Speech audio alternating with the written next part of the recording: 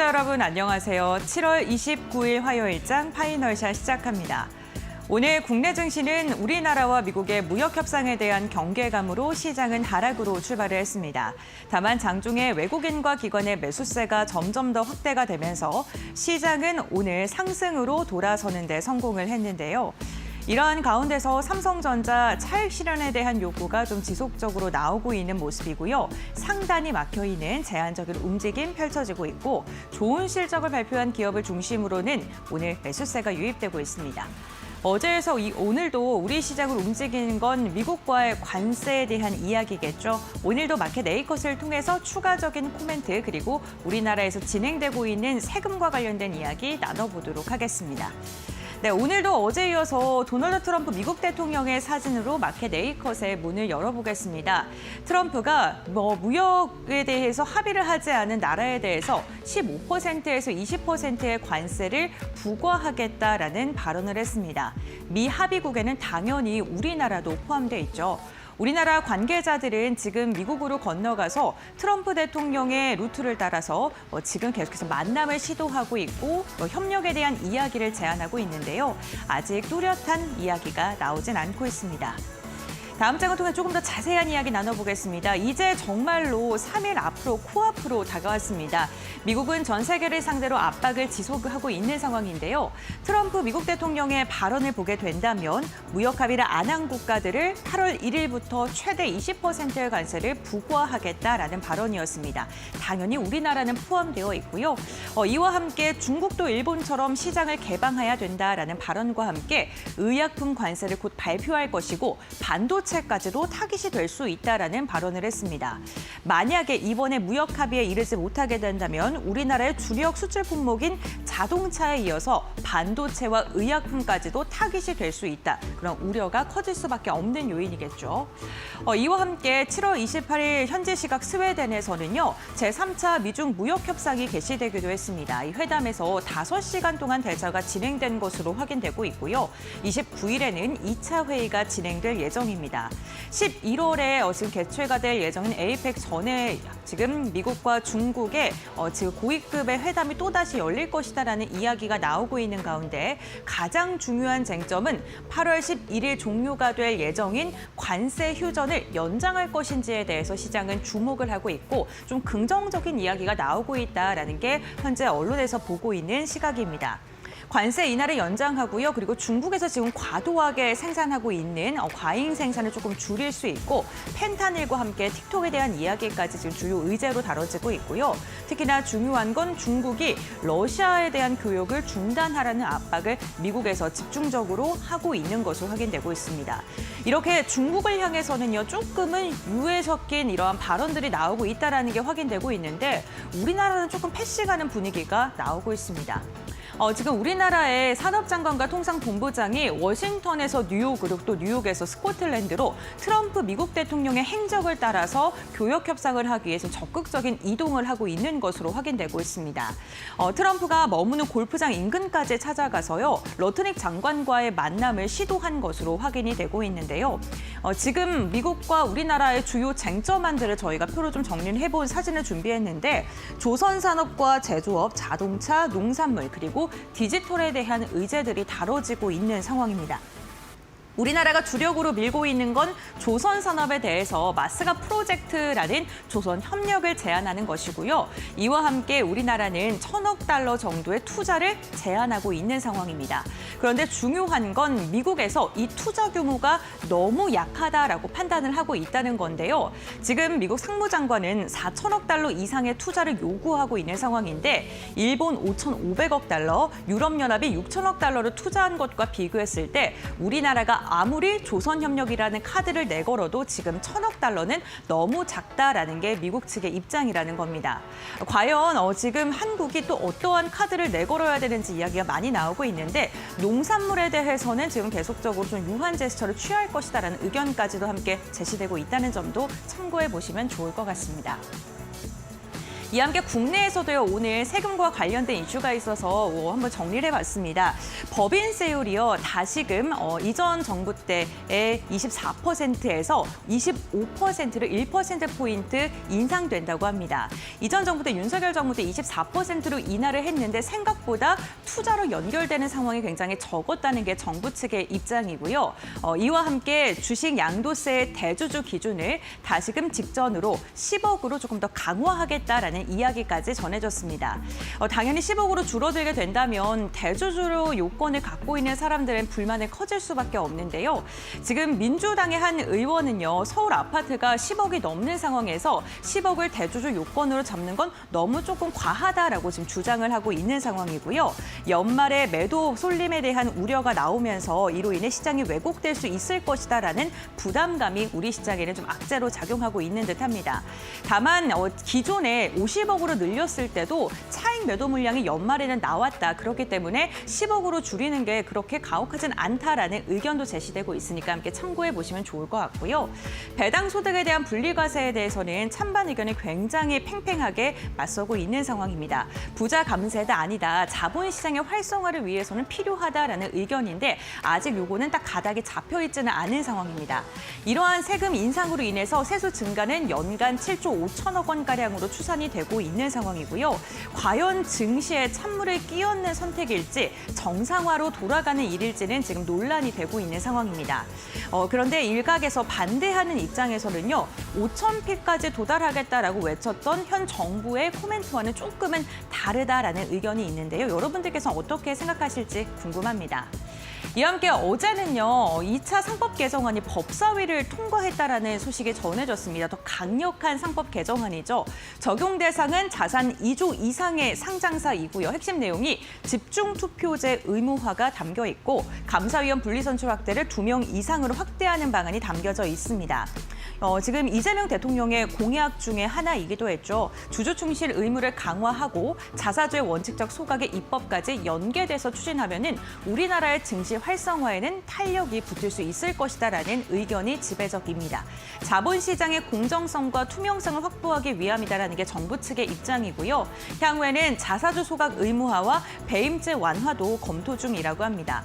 민주당 측에서는 기업의 지배구조를 선진화하기 위해서 필요한 요건이다라고 이야기를 했고요. 국민의힘에서는 외국 자본의 경영권을 뺏길 수 있는, 휘둘릴 수 있는 굉장히 부작용이 우려가 된다라는 입장입니다. 어쨌든 우리 시장의 이 상법 개정안 법사위 통과는 긍정적인 시그널로 작용될 수 있다는 점은 맞습니다.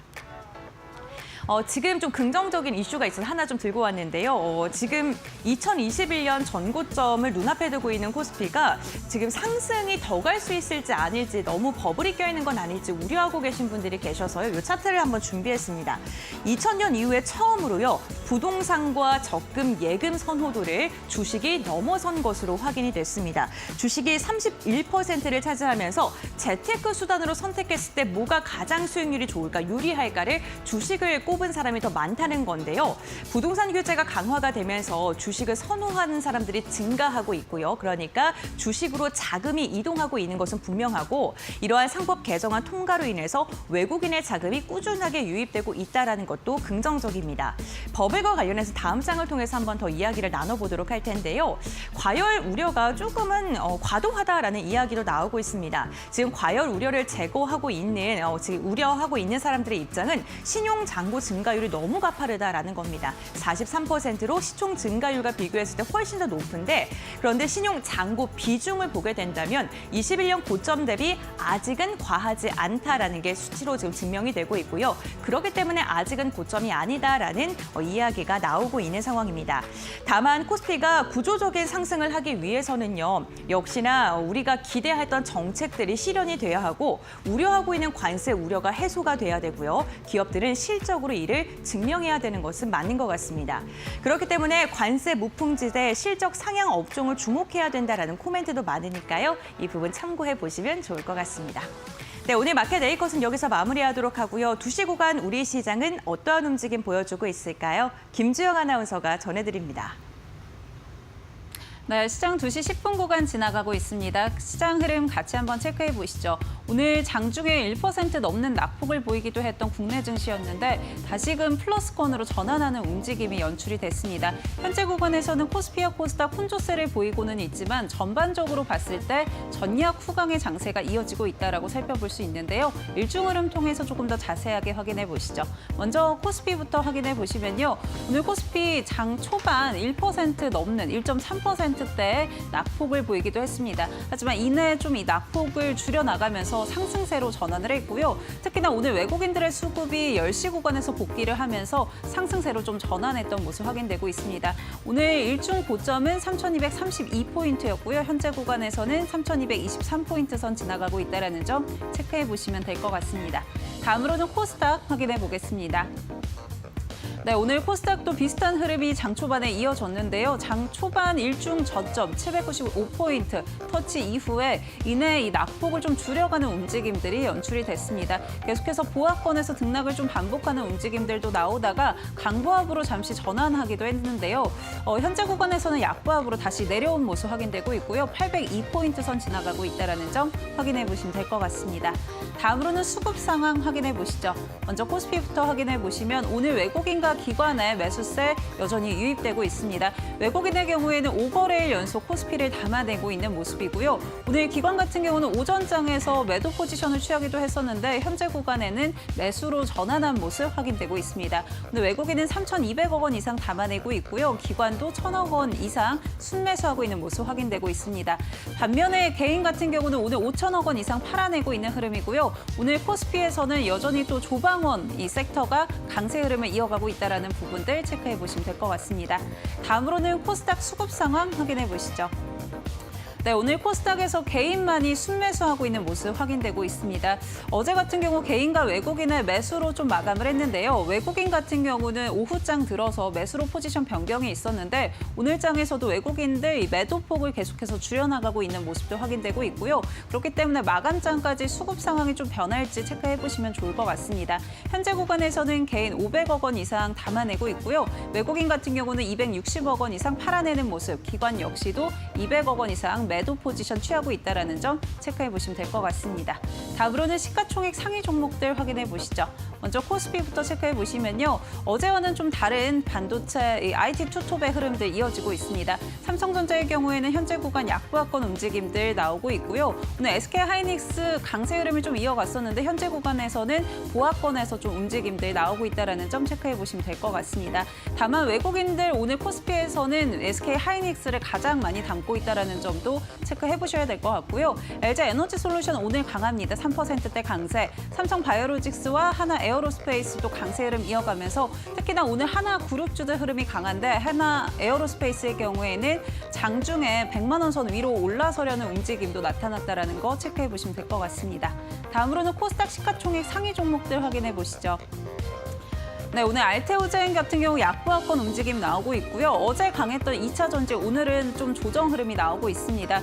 에코프로비엠 4%대 약세, 에코프로도 3.5%대 하락세가 이어지고 있고요. 페트론 같은 경우는 오늘 강한 흐름 나오고 있습니다. 4%대 급등 흐름 이어가고 있고 HLB도 1.7%대 조정 이어지고 있다는 점 확인해 볼 수 있습니다. 다음으로는 특징주들 확인해 보시죠. 네, 첫 번째 특징주 열어보면요. 하나비전 확인되고 있습니다. 31일 한국과 미국의 관세 협상 마무리가 좀 이어질 것으로 예상이 되고 있죠. 여기에 이 전면전에 김동관 하나그룹 부회장이 나선다라는 이야기에 오늘 하나그룹 관련주들 일제 강세 흐름 이어가고 있습니다. 하나비전 같은 경우 오늘 7만 원 선 위로 올라서면서 52주 신고가를 경신해냈는데요. 특히나 정부가 제시한 이 마스가 프로젝트에서 하나비전, 하나오션이 중심축에 있다라는 이야기들 나오면서 오늘 기대감들 유입되고 있는 상황이고요. 현재 구간에서는 14%대 강세 흐름 이어가고 있습니다. 다음 특징주 열어보겠습니다. 다음은 VT 확인되고 있습니다. 코스트코 그리고 울타뷰티에 입점했다라는 이야기들 나오면서 북미 시장 진출에 대한 기대감들이 오늘 유입되고 있는데요. 특히나 VT의 경우에는 매출의 70%가량이 해외에 의존하고 있기 때문에 해외 시장 진출 본격화에 따라서 매출 확대에 대한 기대감들도 반영이 되고 있는 모습입니다. 현재 구간 7.8%대 강세 흐름 이어가면서 37,000원 선 지나가고 있다는 점 확인해 보시죠. 마지막 특징주 확인해 보겠습니다. 마지막 특징주는 프로티나 확인되고 있습니다. 오늘 코스닥에 신규 상장한 종목인데요. 특히나 세계 최초로 이 단일 분자까지 단백질을 좀 분석할 수 있는 기술력을 보유하고 있다는 점에서 오늘 기대감도 유입되고 있고요. 또 이미 글로벌 빅파마와 협력을 하고 있다는 점도 시장의 투심을 자극하고 있는 모습입니다. 오늘 14,000원 공모가로 시작을 해서 장중에는 80%대까지 급등을 했고요. 현재 구간에서는 16,970원 선 지나가고 있다는 점 확인해 볼 수 있습니다. 네, 지금까지 시황센터의 김주영이었습니다. 네, 마켓 에이커 심층 분석 시간으로 이어가 보도록 하겠습니다. 오늘은 마켓 에이커 브리핑 시간을 통해서 세금과 관련된 이야기를 좀 나눠봤는데요. 이에 대해서 전문가와 함께 조금 더 자세한 심도 깊은 그런 뷰 들어보겠습니다. 해운솔루션의 이정우 대표 함께합니다. 안녕하세요. 안녕하세요. 네, 반갑습니다. 우선 가장 먼저 미국의 관세에 대한 이야기 오늘도 빼놓을 수는 없을 것 같습니다. 트럼프 미국 대통령이 8월 1일부터 합의가 안 된 국가들에게 최대 20%의 관세를 부과하겠다라고 이야기를 했습니다. 우리가 시간이 정말 얼마 남지 않았잖아요. 네, 어떻게 합의안을 도출할 수 있을지 좀 걱정도 되는데 미국 측의 그 기사들이 계속 나오고 관련된 인사들의 발언들이 나오고 있는데 분위기를 어떻게 보고 계시는지 궁금합니다.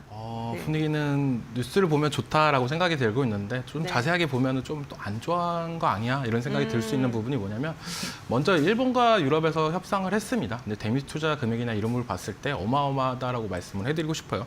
일본 같은 경우에 5,500억 달러, 그 유럽 같은 경우 6천억 달러를 대미에 투자를 한다고 하면서 관세 15%에 대해서 협상을 했었는데 우리나라는 만약 이만한 돈을 할 수가 있나라고 본다면 그건 또 아니다라고 생각이 들고 있어요. 그래서 키포인트로 조선업 관련해가지고 이 부분을 키포인트로 하면서 협상을 이루어지려고 하는데 그 부분도 생각보다 쉽지 않나라고 생각하는 부분이 크고 제일 중요한 건 우리가 여기서 어떻게 대응을 해야 되는지 제일 안 좋아지는 섹터들을 본다라고 본다면 관세 협상에서 누가 뭐래도 자동차가 키포인트가 되지 않을까라고 생각이 들고 있습니다. 유럽과 일본 다 어떻게 보면 미국에 자동차를 수출하고 있는 모세가 제일 많기 때문에 관세 협상을 그렇게 했던 부분도 있고 우리나라도 현대기아차가 계속적으로 미국에 수출을 하는 모세 그런 부분이 어떻게 보면 관세 협상에서 제일 키포인트가 되지 않을까라고 생각이 드는데 제일 중요한 건 조선업이 관세 협상에 관련해가지고 그 다음에 만약에 잘 안 됐을 경우에 수혜를 볼 거냐 안 볼 거냐 이렇게 크게 봤을 때는 저는 관세 협상과 무관하게더라도 조선업 관련해가지고는 훈풍이 계속적으로 불지 않을까라고 생각이 들고 있습니다. 알겠습니다. 그 관세에 대한 이야기를 조금 더 여쭤보자면 20% 관세 부과하겠다라고 이야기를 했는데 미국과 유럽연합 측에는 어쨌든 딱 자동차는 15% 이렇게 확정이 된 거잖아요. 맞아요. 그렇다면 우리가 20%를 기본으로 깔고 최악의 상황을 가정했을 네. 때 품목별 관세가 더해지거나 그런 건 없을까요? 자동차 쪽이 제일 안 네. 좋다라고 생각이 들고 있고 솔직히 자동차는 15%만 똑같이 돼도 네.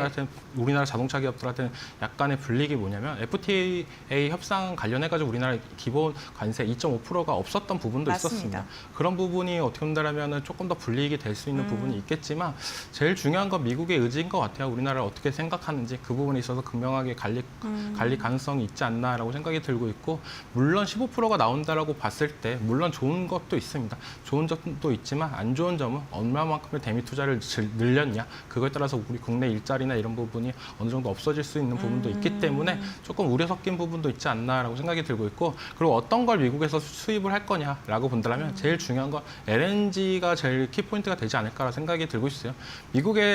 우리나라가 미국산 제품을 많이 사용하는 걸 보자라고 본다면 그렇게 크게 없습니다. 하지만 LNG나 이런 부분을 수입할 수 있는 부분이 뭐냐? 계속적으로 LNG 가스 발전소나 이런 부분 점차 늘어나는 추세이기 때문에 그런 부분에 있어서 수입을 한다는 건 괜찮지 않을까라고도 생각이 들고 있고요. 뭐 결국에는 지금 무역 협상에 대한 긍정적으로 바라보는 섹터가 지금 두 질문 다 조선에 대한 네, 관련된 맞아요. 이야기를 해주시는 것 같은데 그럼 조선업종이랑 오늘 또 원전도 잘 가거든요. 원전도 갑자기 또 우리가 협력을 할 수 있을 것이다 이러한 분석들 나오면서 잘 가고 있는데 두 섹터 어떻게 보시는지도 궁금하고요. 그 김동관 부회장이 지원 사격 나가지 않았습니까? 네, 맞아요. 그만큼 한화 쪽에 대한 힘이 더 받지 않을까? 조선 대형 3사 중에는 그런 생각도 들거든요. 있거든요. 어떻게 보실까요? 조선 관련해가지고는 네. 긍정적인 포인트는 많다라고 말씀을 해드리는 게 뭐냐면 지금 미국의 MRO 산업이나 이런 부분에 중점적으로 계속적으로 뉴스가 나오고 있지만 제일 키 포인트는 미국과 유럽의 관세 협상이 나오면서 유럽에서 미국에서 LNG 수입이나 이런 부분을 더 늘린다라고 했던 부분이 키 포인트가 되지 않을까라고 생각이 들고 있어요. 미국에서 만들어진 LNG를 유럽까지 가져가기 위해서는 어떻게 보면 LNG 선이나 이런 부분이 더욱더 증가될 수 있는 부분이 있고 그거에 따라서 우리나라 조선 기업들이 수혜가 될 가능성이 높다라고 생각이 들고 있는 부분이 있기 때문에 조선업 관련해가지고는 우리나라 관세 협상을 떠나서 지금의 미국이 계속적으로 수출을 늘리려고 하는 부분에 맞추는 부분이 LNG이기 때문에 그런 부분에 있어서 조선업은 키포인트가 되지 않을까라고 생각이 들고 있고 그다음에 원전은 누가 뭐래도 지금 그 관세 협상 전에도 이제 원전 관련해가지고 한미 동맹은 계속적으로 유지가 되고 있었습니다. 미국의 에스팅하우스가 어떻게 보면 수주를 받아도 미국에서 수주를 받아도 우리나라가 거기 안에 들어가는 토목공사나 아니면 주기기나 이런 부분에 따라서 수혜가 될 가능성이 있기 때문에 원전은 어떻게 보면 관세 협상을 떠나서더라도 계속적인 이득이 될 부분이 많기 때문에 조선 원전 관련해가지고는 긍정적인 모멘텀은 살아있다. 어떻게 보면 관세 수혜주로 나와 있는 종목들 군들이 다 뭐냐면 관세를 떠나더라도 어떻게 우리나라를 포기할 수 없는 섹터다. 그렇기 때문에 지금 관세 수혜주로도 계속적으로 얘기가 나오고 있는 부분이 되지 않나라고 생각이 들고 있고요. 알겠습니다. 조선과 원전 관세 협상이 아니더라도 주목해 볼 만한 섹터다라고 이야기를 해주셨고요. 그렇다면 우려가 되는 섹터에 대한 이야기도 나눠봐야 될 것 같아요. 지금 또 미국 측에서 의약품 관세 고려 중이고 반도체도 생각하고 있다 이런 얘기 나오면서 반도체, 자동차, 의약품 모두 다 지금 관세 우려 업종으로도 엮여 있거든요. 이 세 가지 섹터에 대해서는 어떻게 바라보고 계실까요? 지금 미국 입장에서도 반도체랑 의약품을 쉽게 건들 수 없는 부분이 의약품 같은 경우에는 만약에 가격이 올라간다라고 한다면 민심이나 이런 부분이 많이 꺾일 가능성도 있어요. 그렇기 때문에 트럼프 정권도 계속적으로 고민하고 있는 부분. 그래서 아직까지 안 나왔다라고 저는 생각이 들고 있고요. 반도체 같은 경우도 갑자기 가격 상승이나 이런 부분이 됐을 때 미국 쪽에서 피해 보는 게 더 많습니다. 우리나라 쪽 같은 경우는 미국 같은 경우는 우리나라 제품을 말고 누구 걸 갖고 오냐라고 했을 때 대안이 없는 부분이 있기 때문에 조금 더 신중하게 어떻게 보면 미국 입장에서 봤을 때는 이 관세 협상이 자기네 쪽 유리한 거는 계속적으로 빨리 하려고 하는 부분이 있고 자기네 나라한테 불리한 거는 조금 늦추려는 경향이 있다라고 저는 생각이 들고 있어요. 그런 부분에 있어서 조금 더 키포인트를 잡고 만약에 관세 협상이 잘 된다라고 한다면 이득이 될 가능성이 있지 않나라고 생각하는 부분이 있는데 반도체 관련해가지고 제일 중요한 건 미국에 관련해가지고 계속적으로 삼성전자나 SK하이닉스가 공장을 건설하는 부분이 긍정적인 모멘텀이 다가온다라고 생각이 들고 있고 그거에 따라서 이번에 어떻게 보면 테슬라에서 삼성전자의 파운드리 관련해가지고 수주를 나왔던 부분 이것도 어떻게 보면 미국 공장에서 다 만들어서 미국에 납품하는 모습세가 있습니다. 그렇기 때문에 테슬라 입장에서도 삼성전자 거를 안 살 이유는 없지 않나라고 생각하는 부분이 크고요. 제일 중요한 건 자동차 관련이 제일 중요한데 현대기아차는 어떻게 보면 선별적으로 계속적으로 옮겨가려고 하는 액션은 나왔습니다. 제일 중요한 건 많은 부품사들이 그거에 따라서 이동을 못했던 경우 그런 부분에 있어서 관세나 이런 부분이 더 타격이 크지 않을까라고 생각하는 부분이기 때문에 자동차 관련 종목들은 어떻게 보면 대형주 위주로만 조금 봤으면 좋겠다. 그 말은 뭐냐면 현대 기아차만 바라보고 어떻게 보면 납품했던 종목들을 떠나서 HL 만도나 이런 기업들 같은 경우는 실적이 잘 나왔습니다. 왜 잘 나왔냐라고 본다면 글로벌 자동차 업계나 이런 부분에 어떻게 보면 공급망이 다각화됐던 부분이 있기 때문에 잘 나왔다라고 볼 수 있는 만큼 지금 자동차 관련 종목들은 조금 더 현대 기아차에 치중된 기업들보다는 글로벌적 기업들한테 치중된 모습대로 나오는 기업들을 조금 보시면 좋겠지 않나라고 생각이 들고 있고 의약품 관련해가지고는 계속적으로 안 좋은 얘기는 나오지만 저는 긍정적인 포인트도 많이 있다고 생각이 들고 있어요. 셀트리온 서정진 회장도 의약품 관세 관련해가지고 우리는 대응 방법이 다 있다라고 했던 부분이 있는 만큼 조금 불안전성이나 이런 부분은 긍정적인 포인트가 더 많지 않나라고 생각이 들고 있습니다.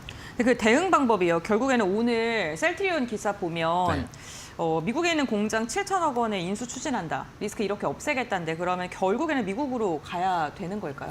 지금 관세 키포인트는 누가 뭐래도 다 미국으로 오라라고 하는 부분이 제일 커요. 그 부분이 제일 어떻게 보면 니네가 혜택을 받기 위해서는 관세에 대한 혜택을 받기 위해서 미국의 공장을 지어라. 그리고 어떻게 보면 미국의 경제를 살려야 니네한테 혜택도 있다. 이렇게 계속적으로 어필하는 부분이 있기 때문에 국내 주식 투자하는 입장에서는 어떻게 보면 미국의 공장 이전이나 이런 부분이 호재로 작용할 가능성이 있겠지만 실질적으로 일반적인 노동자 입장에서는 조금 안 좋은 점도 있고 전체적으로 봤을 때는 어떻게 보면 계속적으로 이렇게 미국 쪽으로 끌려가는 분위기가 우리나라한테는 안 좋아진다라고 생각하는 부분도 있지만 긍정적인 방법은 이 협상이 끝난 다음에 그 다음에 생각하도 전 늦지 않다라고 생각이 들고 있어요. 여기서 처음부터 너무 강경하게 나가다가는 지금은 너무 트럼프가 입김이 너무 센 시점이 있기 때문에 조금은 미국 쪽으로 끌려가는 가는 것도 이해는 해야 되지 않나라고 생각이 들고 있고요. 네, 알겠습니다. 관세 우려와 관련된 엮여있는 그런 섹터에 대한 이야기도 나눠봤고요. 우리 시장에서도 세금 관련된 이슈가 어제 오늘 좀 연이어서 나오고 있습니다. 한국 증시에서 법인세나 양도세에 대해서 세제 개편을 예고했고요. 관련돼서 지금 이슈도 많이 되고 있는 것으로 보이는데 시장에서 뭐 부자 증세다 아니면은 정책에 대한 정상화, 원래대로 돌아가는 것이다라는 시각이 엇갈리고 있거든요. 대표님께서 어떻게 바라보실까요? 이건 너무 안 좋지 않나라고 네. 생각이 들고 있어요. 코스피는 5천 시대를 간다라고 네. 계속적으로 언급을 하고 있는데 그거에 따라서 어떻게 보면 대주주 양도세나 이런 부분이 늘어난다고 하면 우리가 이제 과거에도 알다시피 연말만 되면은 이제 양도세 매물 관련해가지고 매도세가 많이 나오는 경우가 있습니다. 그때마다 이제 스몰캡 기업들이 변동성이 계속적으로 나왔던 그런 기업도 있는데요. 그렇기 때문에 이거는 조금 안 좋은 뉴스지 않나라고 생각이 들고 있고 그렇기 때문에 이제는 다 성장주 쪽으로 조금 더 쏠림 현상이 나올 가능성도 있지 않나라고 생각이 들고 있습니다. 기존에는 뭐 배당주나 이런 부분이 계속적으로 부각이 되면서 올라갔던 부분이 기술주, 성장주 이쪽으로 가고 어떻게 보면 최악의 경우에는 지금 이제는 서학개미들이 이제는 국내 투자로 많이 왔던 부분도 있었습니다. 하지만 다시 한번 또 이탈이 될 가능성도 있기 때문에 그런 부분에 있어서 조금 더 유의가 되지 않을까라고 생각이 들고 있고요. 알겠습니다. 어쨌든 시장에는 좀 불안정하게 좀 작용할 것이다라고 이야기했는데 그 민주당 의원들 사이에서도 의견이 엇갈리더라고요. 좀 설전이 벌어지고 있는 것으로 확인되고 있는데 특히나 그 대주주 요건을 50억에서 10억으로 좀 줄이는 방안에 대해서 아파트 가격 서울이 13억이 넘는데 네, 이 10억의 대주주가 많냐 뭐 이렇게 반박하고 있는 의원의 발언들도 있고요. 어쨌든 5천 포인트를 바라보는 시각과는 좀 엇갈리지 않나라는 주장도 나오고 있는데 그럼 여전히 우리 시장의 양도세 부분이 크게 영향을 미칠까? 이게 좀 궁금합니다. 미칠 영향은 크다라고 생각이 들고 네. 있어요. 기존에 과거에도 10억이었는데 연말마다 양도세 매물 관련해가지고 계속적으로 얘기가 나왔고 우리나라 같은 경우에 진짜 산타랠리가 없었습니다. 미국 같은 경우에 계속적으로 산타랠리다 하면서 연말만 되면 올라갔던 모습가 있었는데 국내 시장은 조금 암울했던 부분이 있었고 그런 부분에 있어서 어떻게 보면 제거하기 위해서 양도세를 50억으로 올렸던 부분이 있는데 다시 10억으로 낮춘다라고 보면 기존에 투자했던 분들은 이제 연말에 어느 정도 매물 출하나 이런 부분이 될 가능성이 있다라고 생각이 들고 있어요. 또한 지수나 이런 부분이 워낙 좋기 때문에 연말로 가면 갈수록 수익을 본 부분이 있기 때문에 양도세 출현이나 이런 부분이 더욱더 가속화될 우려가 있지 않나라고 생각이 들고 있고 그거에 따라서 이제 외국인 투자자나 이런 부분에 조금 더 매수세가 감소될 우려는 있지 않나라고 여겨지고 있지만 제일 중요한 건 이런 부분 다 없앨 정도로 지금 관세 협상이나 이런 부분이 잘 이루어진다라고 본다면 또 잊혀지면서 또 올라갈 가능성은 있다. 하지만 이 법 개정으로 인해서 연말의 산타랠리는 조금 더 아쉬울 수는 있지 않나라고 여겨지고 있고요. 알겠습니다. 우선 미국과의 협상이 좀 더 중요하다라고 이야기해 주신 것 같은데 좀 국내 증시의 긍정적인 방향성 제시해 줄 만한 또 이야기가 상법 개정안이 법사위를 어제 통과했다라는 이야기 전해졌습니다. 그러면은 정부 정책과 관련된 금융이라던가 그리고 지주사 이런 걸 지금 저희가 다시금 봐야 할 때인지 궁금합니다. 네, 봐야 될 때라고 말씀을 해드리고 싶어요. 네. 근데 과거에 비해서 상법 개정 관련 수혜주들, 지주사나 이런 부분의 탄력성은 조금 줄어들었다라고 여겨지는 부분이 어떻게 본다면 이번에 나왔던 오늘장에서 어떻게 양도세 감면이나 이런 양도세 관련해가지고 이 상법 개정이 조금 더 악영향을 끼치지 않았나라고 생각이 들고 있는 부분이 있고 그런 부분을 봤을 때 전체적으로는 긍정적인 포인트는 많이 있지 않나라고 생각이 들고 있습니다. 제일 중요한 건 간사위원회 분리선이 대주주의 경영권 방어가 약화가 된다라고 본다면 지배구조 투명성이나 이런 부분이 더 올라갈 가능성이 있기 때문에 계속적으로 어떻게 본다면 지분 매입이나 이런 부분이 나올 가능성이 있다. 그리고 외국인들 같은 경우에 외국인 유입이나 이런 부분이 기대될 포인트도 있지 않나라고 생각이 들고 있고 대표적으로 금융주, 지주사 그리고 증권주 이렇게 세 개가 수혜를 받는다라고 여겨지고 있는데요. 금융주 같은 경우는 지금 배당 관련 사법 개정에 대해서 이거에 따라서 약간의 변동성은 나와주지 않을까라고 생각이 들고 있습니다. 왜 그러냐면 배당 쪽 관련해가지고 분리과세나 이런 부분도 아직까지도 조금 약간 미지근한 부분이 있기 때문에 배당 쪽도 만약 잘 이루어진다라고 본다면 금융주가 여기서 상승 탄력을 제일 많이 받을 가능성이 있다라고 생각이 들고 있고 지주사 같은 경우에 지배구조 개선이나 이런 부분이 기대가 되고 외국인들의 수급이나 이런 부분이 원활하게 들어와 준다라고 본다면 다시 한번 랠리는 나올 가능성이 있겠지만 이때까지 잘 가졌던 종목들 대표적으로 LS 그리고 두산그룹 그리고 하나그룹 이렇게 세 가지 종목들을 계속적으로 지켜봤으면 좋겠다라고 말씀해드리고 증권사 같은 경우는 제일 기대가 된다라고 생각이 들고 있어요. 지수가 올라가면 올라갈수록 증권사에 대한 매력 포인트나 이런 부분이 더 올라갈 가능성은 있기 때문에 저는 어떻게 본다면 안정성, 배당 관련해가지고 세금이 완벽히 끝났다라고 본다면 그거에 따라서 금융주가 1등이 될 가능성이 있고 그게 안 된다라고 본다면 증권주가 이 상법 개정에 관련해가지고 최대 수혜가 되지 않을까라고 여겨지고 있습니다. 알겠습니다. 그렇다면 지금 탄력은 둔화되고 있지만 어쨌든 이러한 개정안 자체가 외국인의 수급을 더 끌어들일 수 있는 호재로 작용하지는 않을까라는 기대도 되는데요. 그렇다면 외국인의 관심이 이어질 섹터를 다음 섹터 어디로 보는지도 좀 궁금합니다. 시간이 없으니까 빨리 네, 말씀해드리면 짧게. 네. 반도체 그리고 조방원 실적 모멘텀이 되고 있는 네. 기업들을 보자라고 생각이 들고 있습니다. 반도체 관련해가지고는 이번에도 어떻게 보면 느꼈다시피 미국의 빅테크 기업이나 이런 부분이 어떻게 러브콜이 오는 부분도 있다라고 생각이 들고 있고 조방원 관련해가지고 실적 모멘텀이 아직도 살아있다. 이게 제일 크다라고 생각이 들고 있어요. 그래야 외국인들은 실적을 보고 들어오는 부분이 있고 나머지 뭐 금융주주나 아니면 지주사 이쪽은 약간 테마성으로만 지켜보자라고 말씀을 해드리겠습니다. 알겠습니다. 오늘 반도체 2차 전지, 금융지조 이러한 종목들 좀 이야기해 주셨으니까요. 참고해 보시면 좋을 것 같습니다. 어쨌든 간 중요한 건 8월 1일 전에 우리나라가 미국과의 협상을 어떻게 마무리 짓느냐가 가장 중요한 것 같고요. 대표님께서도 이 부분을 좀 주목해야 된다라고 이야기를 해주셨습니다. 오늘 말씀 여기까지 나누도록 하겠습니다. 고맙습니다.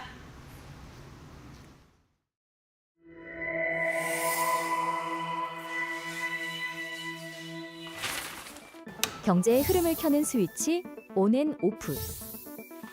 오늘은 근로시간의 스위치를 켭니다. 지금 근로시간 스위치는 온. 요즘 뉴스와 토론회, 심지어 회사 복지까지 주 4일제라는 말이 심심찮게 등장합니다. 일은 줄이고 삶의 질은 높인다? 정말 그렇게만 흘러갈까요? 오늘은 근로시간 단축이라는 글로벌 흐름을 3가지 키워드로 정리해보겠습니다. 첫 번째, 성과 중심으로 바뀐 기준. 덜 일하면 성과도 줄어들 거란 걱정. 의외로 그렇지 않았습니다. 아이슬란드는 이미 수년간 주 4일제를 운영했고 생산성은 그대로거나 오히려 높아졌습니다. 일하는 시간은 줄였지만 몰입도와 집중도가 높아졌다는 거죠. 마이크로소프트 일본 지사도 주 4일제를 시범 운영한 결과 생산성은 40% 이상 향상됐다고 밝혔습니다. 생산성은 단순히 시간의 문제가 아니라 집중과 설계의 문제일 수 있다는 신호입니다. 두 번째, 시간이 만든 변화. 4일만 일하고 하루를 번다면 그 하루는 어떻게 쓰일까요? 누군가는 가족과 시간을 보내고 누군가는 자기 개발에 투자하고 또 누군가는 단기 알바로 부수입을 벌기도 합니다. 이건 단순한 휴식이 아니라 시간이라는 자원을 다르게 배분하는 실험이기도 합니다. 일과 삶, 여가와 노동의 경계가 완전히 재정이 되는 흐름인 거죠. 세 번째, 문화와 제도의 간극. 하지만 모든 산업, 모든 직무에서 이 변화가 가능한 건 아닙니다. 주 4일제가 가능한 기업은 대부분 시간 유연성이 높은 IT, 디지털 중심 산업이고 현장 노동이나 서비스업에선 이 제도가 오히려 부담이 될 수 있습니다. 결국 제도 자체보다 중요한 건 사회적 합의. 누가 어떻게, 어디까지 이 스위치를 켤 수 있느냐가 앞으로의 관건이 되는 것이죠. 정리하자면 주 4일제는 생산성을 유지하면서도 시간의 재배분을 가능하게 하지만 아직은 직무와 산업별 차이가 존재합니다. 그래서 지금 근로시간의 스위치는 온. 하지만 그 스위치는 나라마다 산업마다 다른 속도로 켜지고 있습니다. 경제의 흐름을 켜는 스위치 온 앤 오프.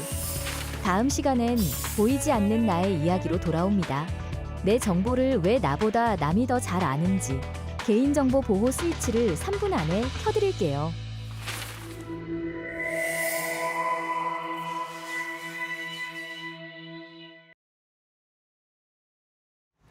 시청자 여러분 안녕하십니까? 신민영입니다.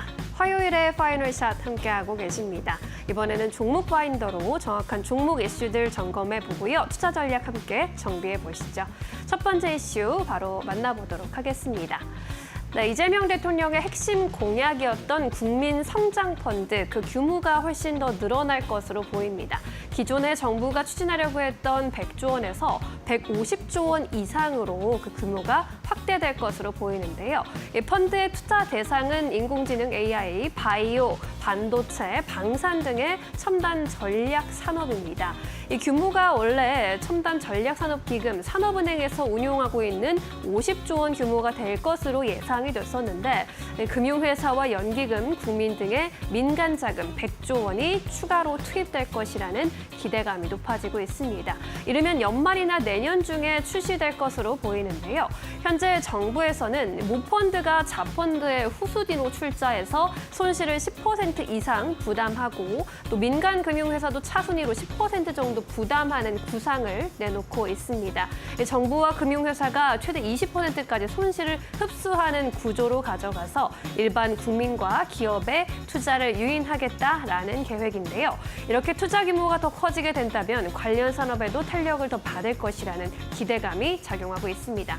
오늘 특히나 코스닥의 인공지능 관련주들 꿈틀거리고 있는데요. 알체라의 경우 7%대 탄력을 받아가는 모습입니다. 3,000원 선 돌파 시도하고 있고요. 시어스 테크놀로지 역시 3%대 강세 흐름 보이고 있습니다. 이 밖에 드림 CIS, 오브젠과 뉴엔아이도 장중에 탄력받는 모습 나타났습니다. 이어서 두 번째 이슈 함께 살펴보시죠. 네, 금융권에서는 이자 장사에 대한 비판을 좀 받은 가운데 기업의 투자를 본격적으로 늘릴 것이라는 이야기가 나왔습니다. 어제 나왔던 뉴스였는데 이제 이재명 대통령이 지난 주말 사이에 용산 대통령실에서 수석 보좌관 회의를 하던 중에 금융권을 꼬집는 발언을 좀 내놨다고 했습니다. 국민 경제의 파이를 키우려면 금융기관도 건전한 투자에 나서야 한다면서 주택담보대출만 확대하는 이자놀이에 매달릴 수는 없다라고 강력하게 비판하는 발언을 한 것입니다. 이자 장사라는 비판 그동안 많이 받아왔었는데 이에 따라서였는지 어제 또 은행주들의 주가가 일제히 하락하기도 했는데 오늘 또 바로 주요 수중은행들이 하반기에 기업 대출 확대에 돌입하겠다라는 여러 가지 전략들을 내놨습니다.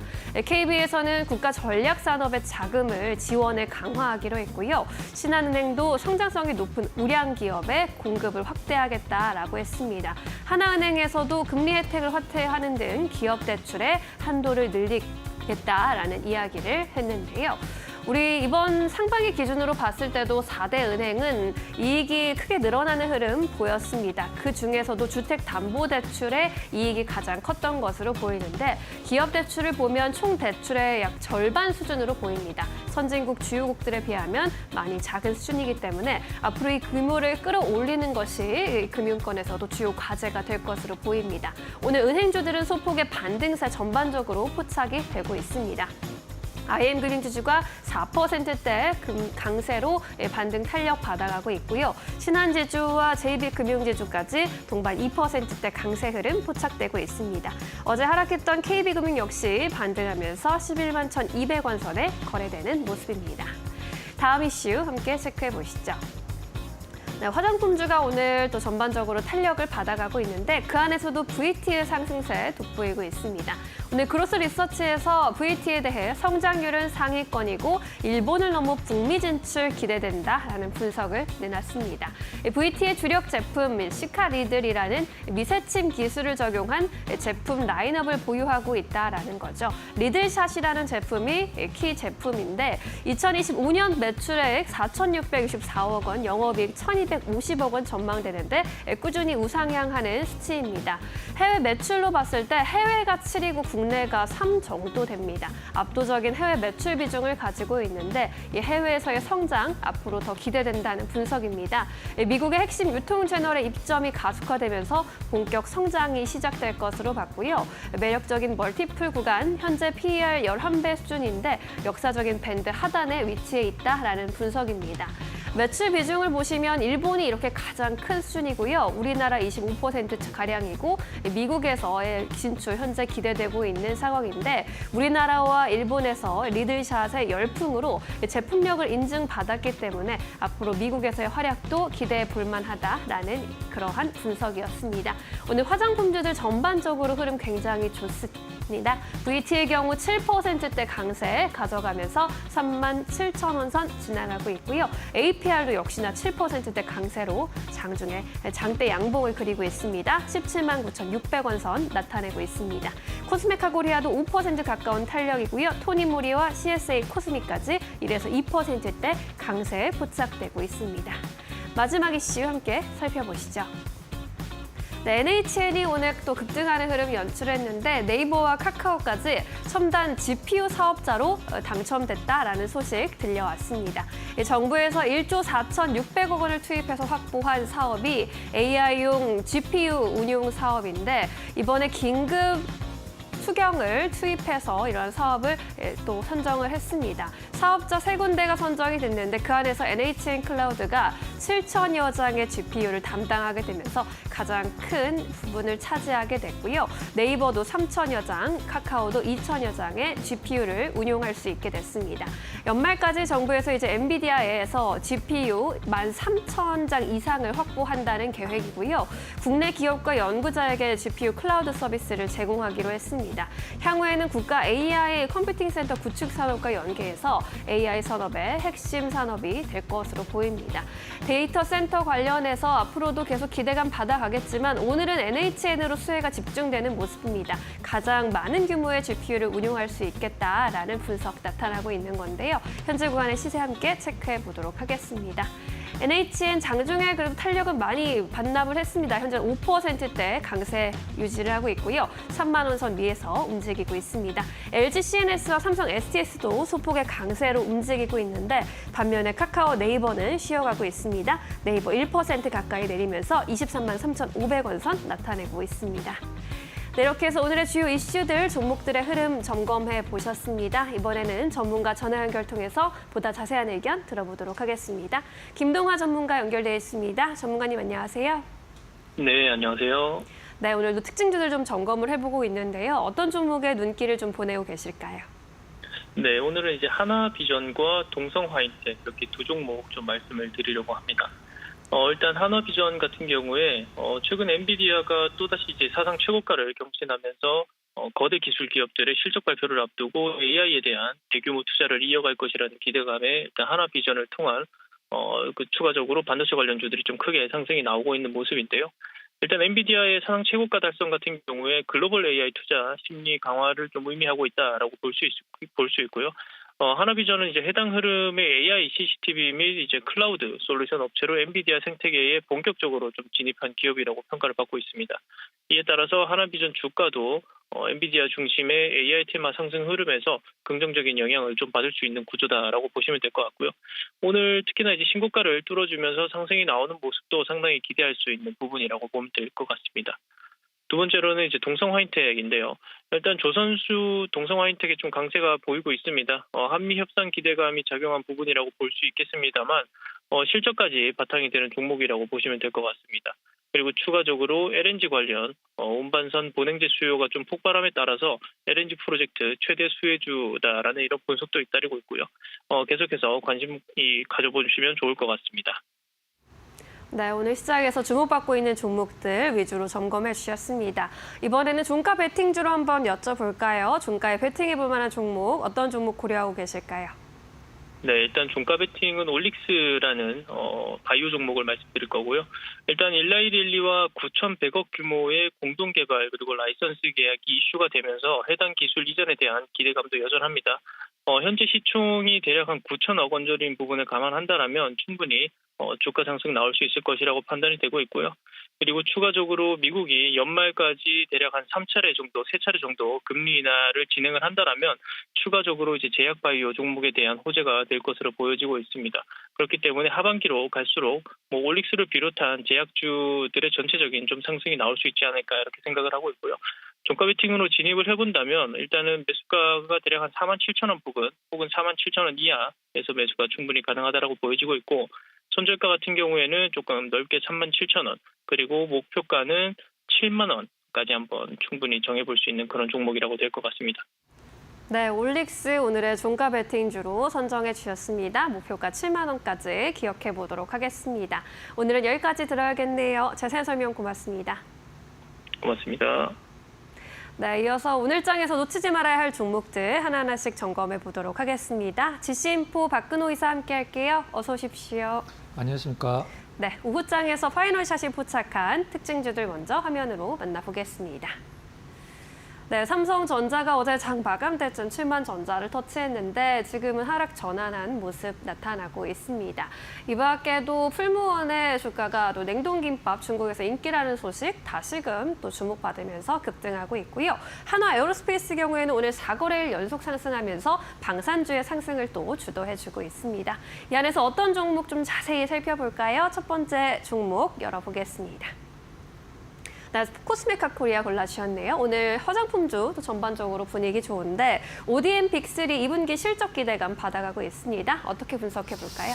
네, 이제 빅3라고 한다라고 하면은 뭐 다들 아시겠지만 뭐 한국콜마, 그다음에 뭐 코스맥스, 그다음에 코스메카 코리아 이제 3대장이라고 얘기를 할 수 있는데 사실 앞선 두 기업 이제 콜마랑 코스맥스는 매출이 2조 원이 훨씬 넘죠. 근데 코스메카 코리아는 5천억을 조금 상회하는 수준이라 그 캐파적인 부분에서는 좀 약간 약하다라고 할 수 있긴 합니다만 최근에 주가 흐름이 좀 약간 결이 다른 주가 흐름이 좀 나오고 있습니다. 코스맥스랑 한국콜마는 뭐 다른 모멘텀도 있긴 합니다만은 일단 고점에서 많이 좀 밀려서 이제 하락 추세로 접어든 것 같은 느낌이지만 코스메카 코리아는 그래도 조정을 이제 조금 짧게 갖고 가고 오늘 상승 탄력이 다른 ODM 기업들 대비해서 상당히 좀 잘 나오고 있는 그런 상황이죠. 앞서서 이제 잠깐 말씀해 주셨던 ODM 3사 2분기 역대 최대 실적 전망이라는 이제 기사랑 리포트들이 사실 많이 나오긴 했는데 네. 코스메카 코리아는 2분기는 그렇게까지는 이렇게 좋지는 않은 것 같아요. 일단 영업이익이 168억 원으로 좀 약간 소폭 좀 감소를 했다라고 이제 전망을 하고 있는데 그래도 굉장히 좋은 실적이라고 이제 평가를 할 수 있는 부분이죠.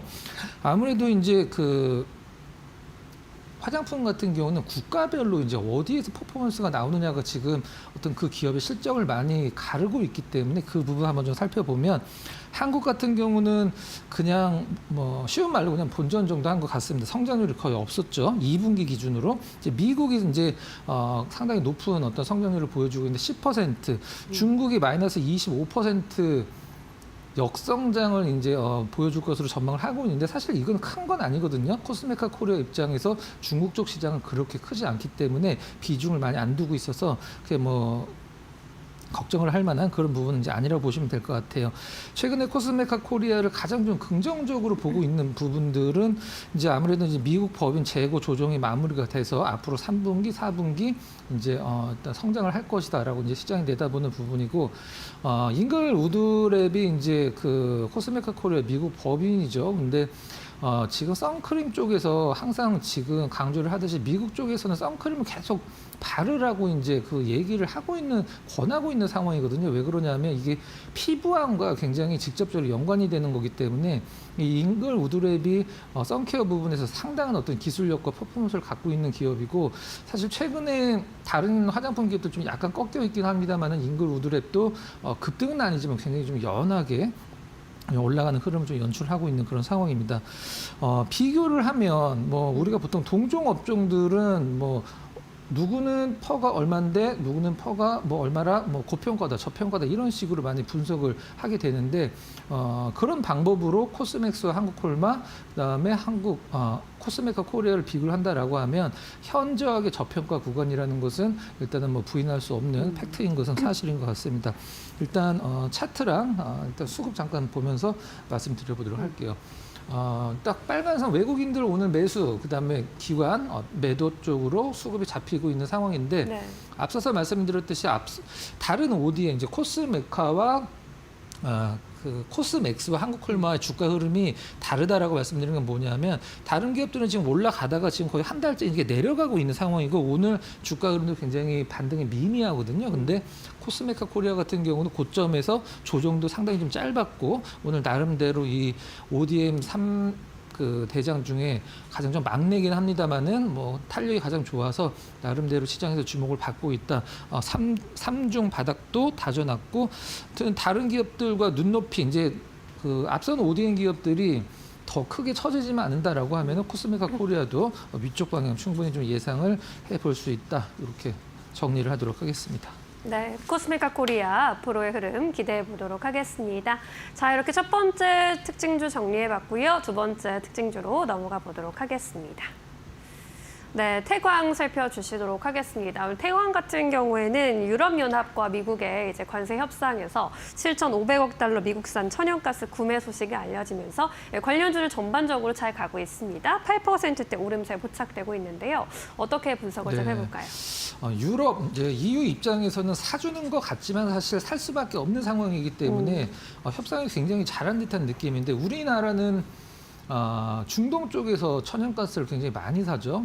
그리고 유럽 같은 경우는 기존에 이제 러시아에서 많이 샀었는데 살 수밖에 없죠, 위치상. 근데 지금은 이제 뭐 제재나 아니면 노스스트림 이제 지하 관이 폭파가 됐기 때문에 러시아 이제 가스 수급이 원활치 않으니까 이제 미국 쪽을 천연가스를 이제 수입을 할 수밖에 없는 상황인데, 미국에서는 사실 그동안에 천연가스가 많이 나긴 했지만 사실 수출을 많이 하지는 않았습니다. 왜 그러냐면 원하는 쪽이 없었죠. 우리나라에서는 미국 쪽은 천연가스가 남아 돌기 때문에 더 싸긴 한데 이 운송비가 많이 들기 때문에 운송비가 좀 싼 중동 쪽이 천연가스가 미국보다 훨씬 비쌉니다. 그래도 운송비를 포함하면은 일단은 뭐 중동 쪽이 좀 나은 것 같아서 중동 쪽을 많이 썼고, 지금 유럽 같은 경우는 이제 미국 쪽을 앞서서 말씀해 주신 대로 7,500억 달러, 이게 굉장히 긴 시간 동안에 이제 그 수입을 하는 건데, 전일 이제 오늘 새벽에 끝난 미국장에서 미국 이제 그 LNG 관련주들이 딱히 좋다라고는 얘기는 다 올랐습니다. 다 올랐는데 시초가에서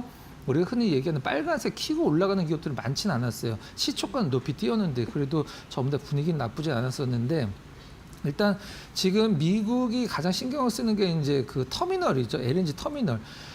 보통 우리가 이제 천연가스를 액화한 게 이제 LNG잖아요. 근데 그 터미널에서 천연가스를 액화한 다음에 그걸 이제 배에다 실어갖고 수출해야 되기 때문에 이 수출 터미널을 지금 미국이 굉장히 많이 짓고 있죠. 한 17개 정도 프로젝트가 진행 중인데, 이게 다 진행이 된다라고 했을 때 우리나라 피팅 업체들이 뭐 수혜를 안 받을 수가 없죠. 대안이 없으니까. 전 세계에서 이제 EPC 기업이라고 할 수 있는 피팅 쪽에서 이제 보통 EPC라는 것은 뭐 설계, 뭐 제작, 그 다음에 조달까지 다 할 수 있는 기업이 피팅 쪽에서 4개 기업밖에 없습니다. 우리나라에 2개가 있죠. 성광이랑 태광 있고 이제 이태리랑 프랑스에 하나씩 있습니다.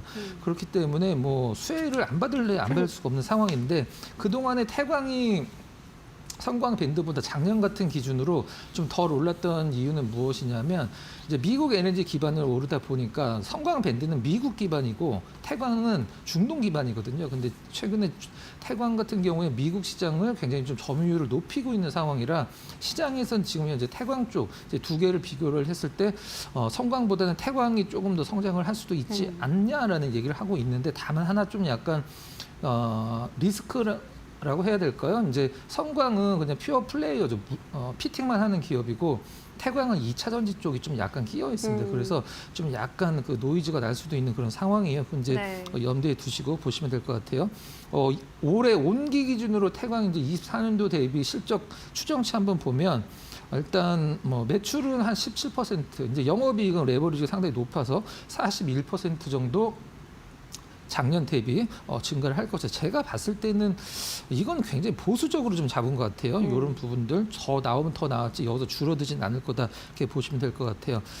일단 차트랑 일단 수급 잠깐 보면서 말씀을 좀 드려보도록 하겠습니다. 네.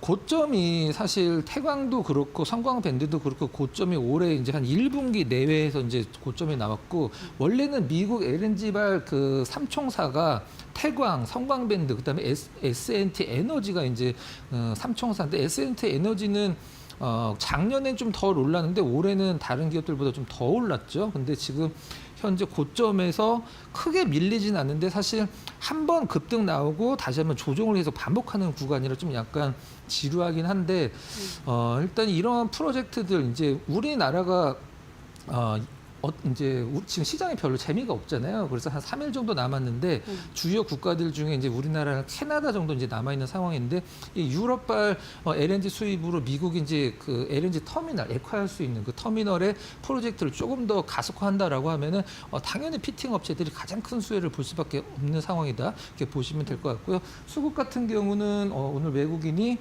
최근에 단기간에 좀 매도였었는데 매수로 좀 전환이 됐고 기관은 수급이 완전 바닥 수급이죠. 바닥 수급에서 오늘 순매수 쪽으로 살짝 전환이 됐다. 이렇게 체크하시면 될 것 같습니다. 네, 산업적으로 앞으로 계속 수혜를 받을 수밖에 없는 구간에 있고 수급도 양호해 보입니다. 실적 우상향까지 기대해 보도록 하겠습니다. 글로벌 4대 EPC 기업 태광 살펴봤습니다. 자, 이렇게 오늘의 특징주들 정리해 보겠고요. 이번에는 포착 종목으로 넘어가 봐야겠죠. 어떤 종목 골라보셨습니까? 바텍 준비했습니다. KH 바텍이 아니라 그냥 바텍. 네. 치과 관련주인 건 이제 누구나 다 아실 테고 치과들 뭐 한 번씩은 가시잖아요. 근데 치과 가면은 이렇게 쫙 돌아가면서 이제 그 엑스레이 찍는 거 그거 만드는 기업입니다. 네. 과거에는 사실 주가가 흐름이 굉장히 좋고 시장에서 많이 좀 회자가 됐던 기업인데 최근에 이 치과 관련주들 뭐 임플란트 관련주들이 좀 약간 잠잠하다 보니까 바텍도 좀 그런데 일단 바텍은 우리나라 기반으로 사업을 하는 기업이 아니라 이제 거의 대부분 90% 이상 수출을 하는 기업이에요. 잠깐 좀 설명드려보도록 하겠습니다.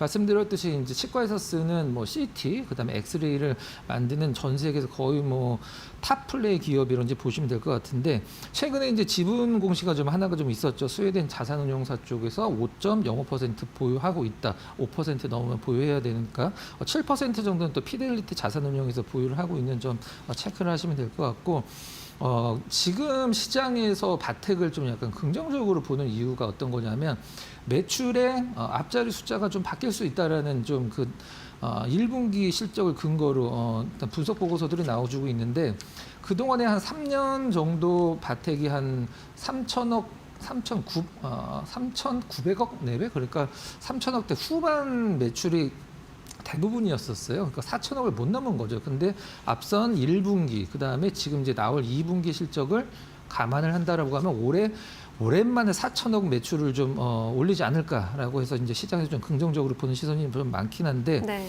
1분기는 일단 매출만 봤을 때는 한 7.5%좀 올랐어요. 이제 증가했고 그다음에 뭐 연매출 같은 경우는 4천억 돌파가 가장 뭐 시장에서 기대를 하는 건데 사실 뭐 3,900억이나 4천억이나 사실 뭐가 틀리겠습니까? 영업이익이 중요한데 영업이익도 일단 나쁘지 않을 것 같고 매출은 일단 90%가 이제 해외 쪽 매출이다 보니까 이제 달러 환율도 중요한데 최근에 좀 달러 환율이 좀 바닥권이라 일단 조금 더 오른다라고 하면 바텍한테 유리한 구조. 미국이랑 유럽의 한 30% 정도 수출을 매출 기준으로 이제 수출을 하고 있고 그다음에 국내 포함해서 아시아가 26% 나머지가 14%인데 가장 중요한 부분을 말씀드리도록 하겠습니다. 일단은 우리가 보통 뭐 약도 그렇고 뭐 우리가 셀트리온 보면은 미국의 무슨 그 유통업체들이랑 막 계약을 좀 하잖아요. 보험과 관련된. 근데 이 치과 관련된 기자재 유통업체들이랑도 이제 그 계약을 하는 게 굉장히 중요한데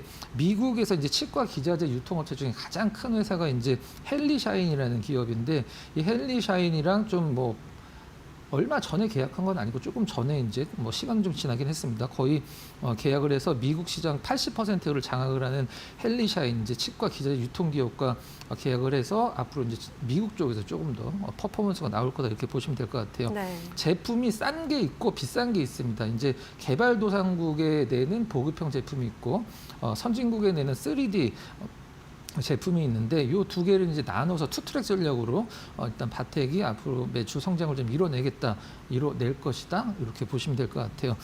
수급이랑 가격적인 전략 좀 보도록 하겠습니다. 수급은 굉장히 안 좋습니다. 이제 오늘 외국인들은 매도고 샀던 외국인들도 다시 매도 쪽으로 잡히고 있는 상황인데 주가 흐름은 그렇게 뭐 나쁘진 않죠. 근데 거래량은 아직 좀 굉장히 한산하기 때문에 일단은 뭐 관심만 두는 걸 좀 권해드리도록 하고 차트는 사실 지금 시장 좀 약간 고점에서 밀리고 있고 웬만한 주도주를 다 꺾이고 있는 상황에서 나름대로 좀 의미 있는 흐름을 좀 보여주고 있어요. 이제 바텍 전 세계에서 거의 탑 플레이어 치과 CT 관련 기업이니까 관심 있게 보시면 될 것 같고요. 가격 전략은요? 네, 가격 전략 말씀드리도록 하겠습니다. 지금 현재 가격이 23,500원이네요. 일단 23,500원 전후 100원, 200원 큰 무리 없는 부분이고요. 그다음에 목표 가격은 한 3만 원 정도 잡아보도록 하겠습니다. 그리고 손절 가격은 22,000원으로 좀 타이트하게 한번 설정을 해보도록 하겠습니다. 네, 오늘은 바텍으로 공략주 살펴봤습니다. 연매출 4천억 돌파 여부 지켜보시면서 관심 종목으로 넣어두셔도 좋을 것 같습니다. 오늘은 여기까지 이야기 듣도록 할까요? 자세한 설명 고맙습니다.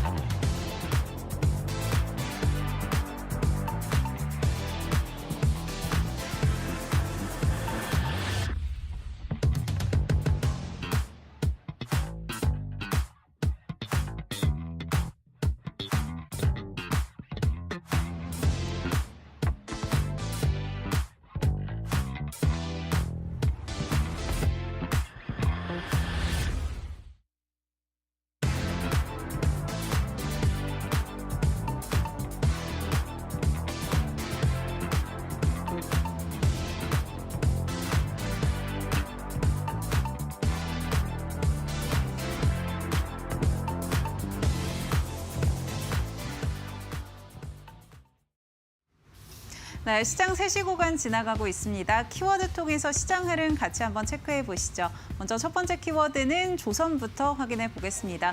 어제 이어서 조선주들 강세 흐름 이어가고 있고요. 특히나 조선 기자재 관련주들의 급등이 눈에 띄고 있습니다. 정부가 제기한 이 마스가 프로젝트에 대한 기대감들이 계속해서 이어지고 있는 상황이고요. 여기에 오늘 하나오션의 경우에는 실적 발표도 있었습니다. 매출로 따지면 전년 동기 대비해서 30%가량 증가했다라는 이야기 나오고 있는 상황이고 영업이익 역시나 흑자로 전환을 했는데요. 이 저렴한 가격의 선박 수주는 비중이 줄어들고 이 고부가 가치의 LNG선의 비중이 늘었다라는 이야기들 나오면서 오늘 관련주들 매수세에 유입되고 있는 상황입니다. 종목들 흐름 같이 체크해 보시면요. 현재 구간에서 태광 같은 경우 7%대 강세 흐름 이어가고 있고요. 오리엔탈 전공도 4.2%대 강세에 이어지고 있습니다. 일승도 3%대 빨간불 켜내고 있고 HD현대 마린엔진의 경우에는 0.7%대 강보 앞거, 하나오션의 경우에는 오늘 장중에 4%대 강세 흐름이 이어가기도 했는데 현재 구간에서는 약보합으로 좀 전환했다라는 점 체크해 볼 수 있습니다. 이 HD현대 마린엔진 그리고 하나오션의 경우에는 윗꼬리가 좀 크게 달렸다는 점도 확인해 보시면 좋을 것 같습니다. 다음 키워드 확인해 보시죠. 네, 다음 키워드는 우크라이나 재건 관련해서 확인해 보도록 하겠습니다. 앞서 트럼프 대통령이 러시아 푸틴 대통령에게 이 50일간의 기한을 줬었죠. 러시아와 우크라이나 휴전 협정을 맺어라라고 이야기하면서 기한을 제기를 했었는데요. 이 부분에 대해서 간밤 트럼프 대통령이 오늘부터 10일에서 12일 정도 기간을 단축하겠다라고 이야기를 했습니다. 이에 따라서 시장에서는 우크라이나와 이 러시아의 전쟁이 조금 더 마무리가 빠르게 지어질 것이다라는 기대감들이 유입되고 있는 상황이고요. 오늘 재건주들 강세 흐름 이어가고 있습니다. 종목들 같이 한번 체크해 보시면요. SG 같은 경우는 현재 구간 4% 가까운 상승세, 또 HD현대 인프라코어, HD현대 건설기계도 3%대 상승 탄력 받아가고 있습니다. 전진건설도 빨간불 켜내고 있고요. 현대 에버다임도 현재 구간 1%대 강세 흐름 이어가고 있다는 점 확인해 보시면 될 것 같습니다. 마지막 키워드 열어보겠습니다. 네, 마지막 키워드는 남북 경협 확인되고 있습니다. 앞서 북한 측에서 담화를 좀 발표를 했었죠. 이 핵 보유국의 지위를 포기하지 않겠다라고 이야기를 했고요. 또 미국에게 현재 현실을 좀 받아들여라라는 이야기들을 내놨는데 이에 대해서 트럼프 대통령은 북한과의 대화 아직까지 열려 있다라고 이야기를 하면서 비핵화에 대한 의지를 다시금 드러냈습니다. 이에 따라서 남북 경협주들 다시 한번 강세 흐름 이어가고 있는 흐름이고요. 또 새 정부가 들어서면서 남북 관계 개선 개선 기대감도 시장에 계속해서 작용하고 있는 모습입니다. 오늘 관련주 흐름 체크해 보시죠.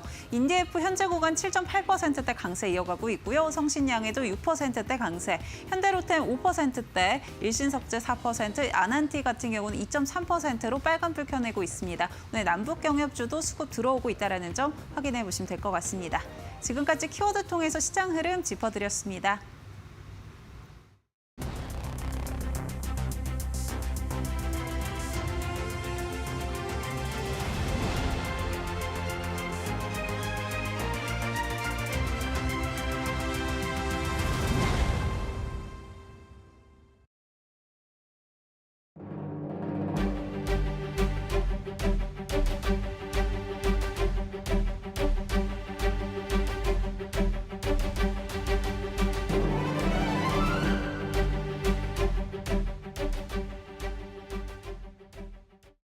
네, 김태훈의 업종 진단 시간으로 이어가 보겠습니다. 매주 화요일에는요, 김태훈 파트너와 함께 우리 시장에서 유망하게 바라보고 점검해야 될 섹터와 관련된 종목들에 대한 이야기를 나눠보고 있습니다. 오늘 함께하신 전문가 인사 먼저 나눠보겠습니다. 이데일리온의 김태훈 파트너와 함께합니다.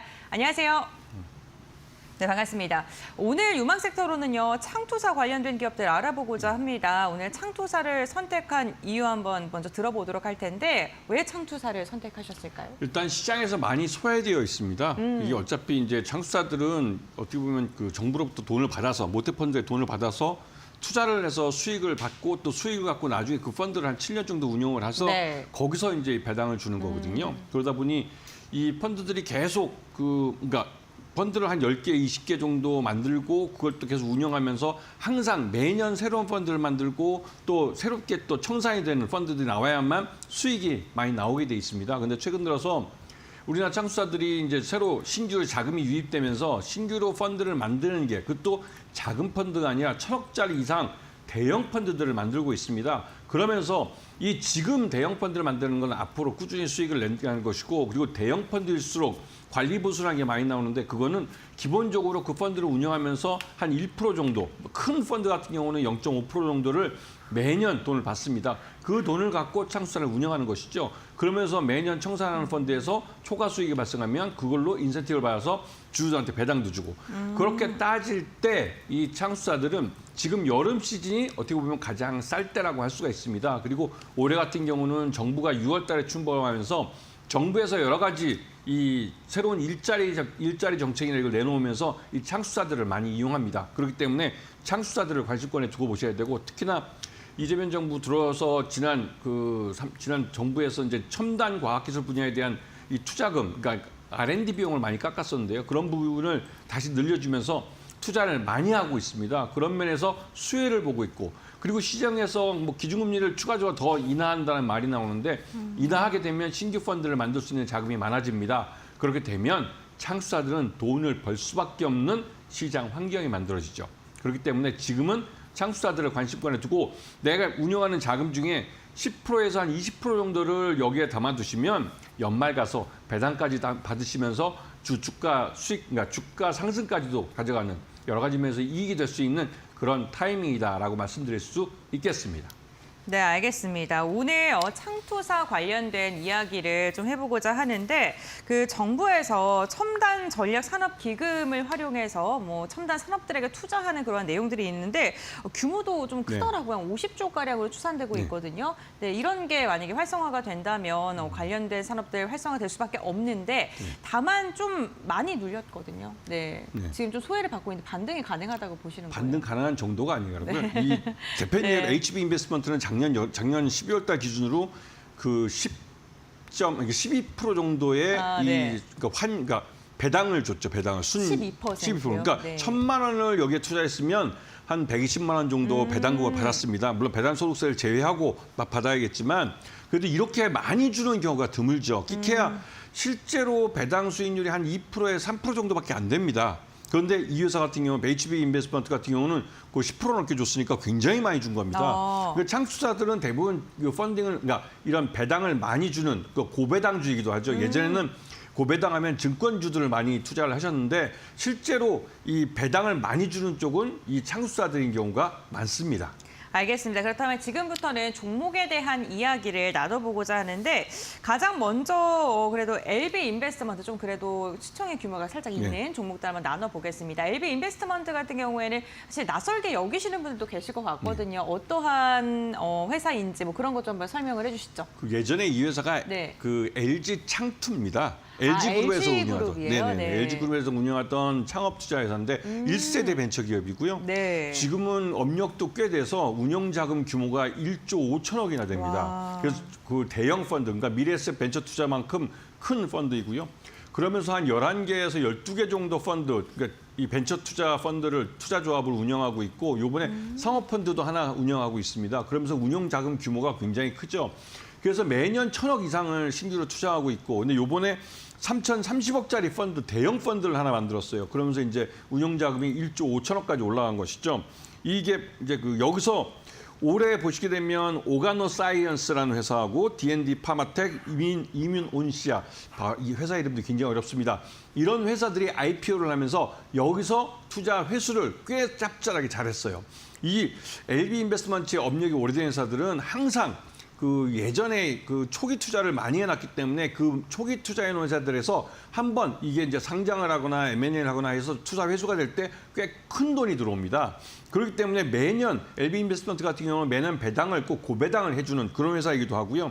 올해는 리브스메드라고 세미파이브, 프로티나 같은 회사들이 앞으로 이제 IPO를 준비하고 있습니다. 네. 이런 회사들이 한 6개 정도 올해 상장할 거라고 그러는데 그렇게 치면 LB 인베스트먼트가 올해 그 투자 회수하는 돈이 꽤 클 걸로 알려져 있습니다. 그리고 앞에 조금 말씀드렸던 3,030억이나 들어서 만든 LB 넥스트 퓨처 펀드라는 게 이게 요즘 유행하는 그 무슨 AI나 방산, 헬스케어, 그다음에 컨텐츠 이런 쪽에 투자하는 회사입니다. 게임 쪽 이런 쪽에 투자하는 회사고 그러다 보니 요즘 잘 나가는, 그러니까 기술적으로도 앞서 있고 요즘 시장에서 핫하다는 분야를 제대로 잘 투자할 수 있는 그 자금을 갖고 있는 회사죠. 그래서 이 회사가 투자하는 회사들은 향후 뭐 가까운 시간 5년 내지는 좀 길면 한 7년 이내에 상장을 하는 경우가 많기 때문에 관심권에 놓고 보시는 게 좋으실 것 같고 이렇게 LB 인베스트먼트 같은 경우는 지금 매수가 한 5천 원, 그러니까 5천 원보다 좀 낮은 가격에 있는데 5천 원 미만으로 해서 분할해 사시면서 매수 단가를 낮추는 쪽으로 접근해 가시면 충분히 좋은 기회를 잡을 수 있는데 항상 말씀드리지만 매수 단가를 낮추면 낮출수록 향후에 적정 주가 이상으로 오버슈팅하는 경우가 있습니다. 그렇게 되면 내 수익을 극대화해서 가져갈 수가 있는 것이죠. 그래서 제가 항상 분할해서 사라는 겁니다. 그리고 목표가는 10,000원을 제시해드리고 손절가는 4,500원을 제시해드리는데 지금 보시게 되면 창수사들은 거래량 자체가 그렇게 많지도 않습니다. 왜냐하면 최대주주 지분이 많기 때문에 유통 물량이 많지가 않아요. 그래서 아까 말씀드린 것처럼 내가 운영하는 자금의 10%나 20% 정도를 이런 창수사 한 종목이나 두 종목 정도로 편입해 두시면 이 종목들은 움직임도 아주 느리고 또 그 한 호가에 매매되는 게 적기 때문에 아주 인내심을 갖고 분할해서 사야 됩니다. 그렇게 사서 매수 단가를 최대한 낮추면서 그러면서 이게 이제 향후에 이제 조금씩 이제 계단식으로 올라가는 경우가 많아요. 연말로 갈수록 이 회사의 실적들이 좋아지기 때문에 창수사들은 하반기의 실적이 가장 좋습니다. 그런 부분을 반영하면서 주가가 계단식으로 올라가기 때문에 연말에 가서 배당을 노리고 들어오는 매수자들도 있기 때문에 그때 차익 실현을 하든 아니면 배당을 받고 넘어가든 그렇게 하면서 수익을 실현하는 그런 전략을 보이는 게 굉장히 좋을 것 같습니다. 네, 알겠습니다. LB 인베스트먼트 이야기해 주셨고 현재 4,820원에 거래가 되고 있는데 목표가 10,000원까지 제시를 해주셨습니다. 이 10,000원이요. 근데 23년 3월 때 한 2년 전쯤의 가격이기 때문에 좀 천천히 기다려서 모아가는 전략 유효하다라고 말씀해 주신 것 같고요. 그 창투사 이야기해 주시면서 하반기 실적이 더 좋다라고 말씀해 주셨잖아요. 왜 창투사는 하반기 실력이 더 좋아요? 일단 그 네. IPO도 하반기에 많이 몰려서 하고요. 네. 그다음에 또 실제로 상반기에 IPO를 했어도 주가가 좀 괜찮아지는 하반기 때, 왜냐면 거래량도 많이 늘어나기 때문에 하반기 때 지수들이 요즘같이 대세상승으로 갈 때는 하반기 때 이제 대부분 주가가 좋습니다. 주가가 좋을 때 차익 실현을 해야 또 수익도 많아지기 때문에 그런 것이죠. 그렇기 때문에 창수사들도 무조건 IPO를 한다고 해서 바로 팔지는 않습니다. 네. 자기들 보유하고 있는 지분들을 그 회사의 가치가 적정하게 시장에서 평가할 때까지 계속 보유해 가면서 적정한 그 주가 이상으로 오버슈팅할 때 차익 실현을 하는 경우가 많죠. 그 창투사들 물량은 락업 물량이나 이런 걸로 묶여 있지는 않아요? 락업 대부분 한 네. 3개월에서 6개월 정도 3개월 물리는데요. 정도, 네. 대부분 투자 기간이 6개월 이상일 경우 3개월, 그다음에 6개월 이상, 뭐 1년 이상 될 경우에는 3개월 미만으로 이제 보호해수를 합니다. 네. 그리고 실제로 요번에 HB인베 조금 이따 설명드리겠지만 이 회사가 요번에 그 달바 그 네. 상반기에 히트쳤던 지 있으니까 네, 네. 전체 물량 중에 자신들이 투자 물량 중에 워낙 투자를 초기 때 했기 때문에 보호해수도 되지 않은 물량이 많았습니다. 그다음에 초기부터 상장했을 때 바로 때리기 시작했죠. 그러면서 처음에 판 게 가장 쌀 때 팔았다는 네. 말이 나올 정도로 이 달바 글로벌 같은 경우 상반기 때 굉장히 히트를 친 그런 종목이기도 합니다. 네, 그러면 이 그 달바 글로벌로 조금 수익을 낸 HB 인베스트먼트에 대한 이야기 좀 두 번째로 이야기 나눠보도록 할 텐데 이 회사는 좀 그러면 업력이 오래됐을까요? 어떤 그렇죠. 회사일까요? 이 HB 인베스트먼트도 그 1세대 창수사입니다. 그리고 이 HB가 뭐의 약자이면 흥부라는 HB라는 회사가 이제 약자를 쓰는 회사들이 상장사가 있는데요. 이 회사는 흥부라는 말을 이제 영어로 약자로 표시한 겁니다. 그래서 이 회사는 굉장히 보수적으로 운영을 하면서 지금 운용 자금이 이제야 6천억 넘기면서 올해 이제 얼마 전에 1,000억짜리 펀드를 만들면서 7천억을 넘겼습니다. 굉장히 보수적인데요. 거의 업력은 앞에 말씀드렸던 LB 인베스트먼트랑 비슷하지만 실제로 이제 그 운용 자금은 한 반 정도밖에 안 되는 것이죠. 그래서 HB 인베스트먼트는 향후 3년 이내에 지금 펀드들을 더 늘리고 해가지고 한 1조 원 정도로 자산운용 그 규모를 키우기로 했고 그래서 1조 원을 기준으로 1조 원 이상 운용자금이 1조 원 넘어가면 대형 펀드, 그러니까 대형 창수사로 부르고 그거보다 밑에는 뭐 중소형이라고 부르죠. 그래서 이 회사 같은 경우는 중형 창수사라고 부를 수가 있습니다. 그러면서 또 이 회사가 최근 들어서 시장에 상장한 업체, 상반기에 달바도 그렇고요. 요번 하반기에 상장을 할 그 3원 그 컴텍인가요? 그 회사도 마찬가지고 시장에서 핫한 종목들을 잘 투자합니다. 알짜배기로. 그래서 이런 회사들을 투자 회수하는데 요번에 달바 글로벌 같은 경우 초기에 자신들이 한 100 정도를 투자했으면 그중에 35를 요번에 35% 정도를 차익 실현했는데 그게 원금, 투자 원금의 한 20배가 넘는 한 24배인가 2,400%의 수익률을 가져왔습니다. 그리고 나머지 지분도 팔게 되면 요 하반기에 아마도 한 3,000% 그래서 그 펀드 전체 뭐 1,000억짜리 펀드였으면 그 1,000억짜리 펀드 이상을 벌어들이는 거기 때문에 굉장히 투자를 잘하는 회사로 알려져 있죠. 그리고 이 회사가 향후에 3년 내에 1조 정도를 이제 자금을 운용할 거다라는 말을 한 것처럼 이 회사를 키우겠다는 욕심이 있습니다. 그래서 최근에 PE 본부를 만들면서 그 관련된 인력들을 많이 외부에서 스카우트 해오는데요. 그러면서 H 인베스트먼트는 향후에 실적도 더 빠르게 증가할 가능성이 높은 회사입니다. 그런 면에서 HB 인베스트먼트를 관심권에 놓고 보셔야 됩니다. 네, 알겠습니다. HB 인베스트먼트 말씀해 주셨는데 그렇다면 지금 현재 가격 전략은 어떻게 잡고 가야 되는지도 한번 이어서 들어보도록 하겠습니다. 현재가가 2,155원이거든요. 네. 오늘도 조금 부진한 모습 나타나고 있는데 목표가라던가 매수가 어떻게 보실까요? 그 좀 전에 말씀하신 그 가격이 제가 이제 2,200원 정도를 매수가라고 생각했는데요. 네. 저는 저 같으면 2,200원 미만에서 분할해서 사면서 최대한 싸게 살려고 노력을 할 겁니다. 그리고 제가 여기서 한 1,000만 원 투자할 거라고 생각한다면 1,000만 원에서 이거를 2,200원 기준으로 매수 단가를 낮추면서 수량을 늘려가게 되면 말 그대로 수량은 더 늘어나게 되는 것이죠. 그리고 향후 이 회사는 자연스럽게 실적이 주가를 밀어 올립니다. 그리고 지난번에 연말에 실배당률이 12%라고 말씀드렸듯이 고배당을 하기로 약속을 했던 회사예요. 그렇기 때문에 이번에도 그 배당을 많이 해줄 것으로 가능하고요. 그렇기 때문에 주가도 그 연말에 가서도 뭐 밀어 올려지게 돼 있습니다. 그렇기 때문에 HB인베스트 같은 경우는 지금이 싸게 살 기회이고 대부분의 창수사들이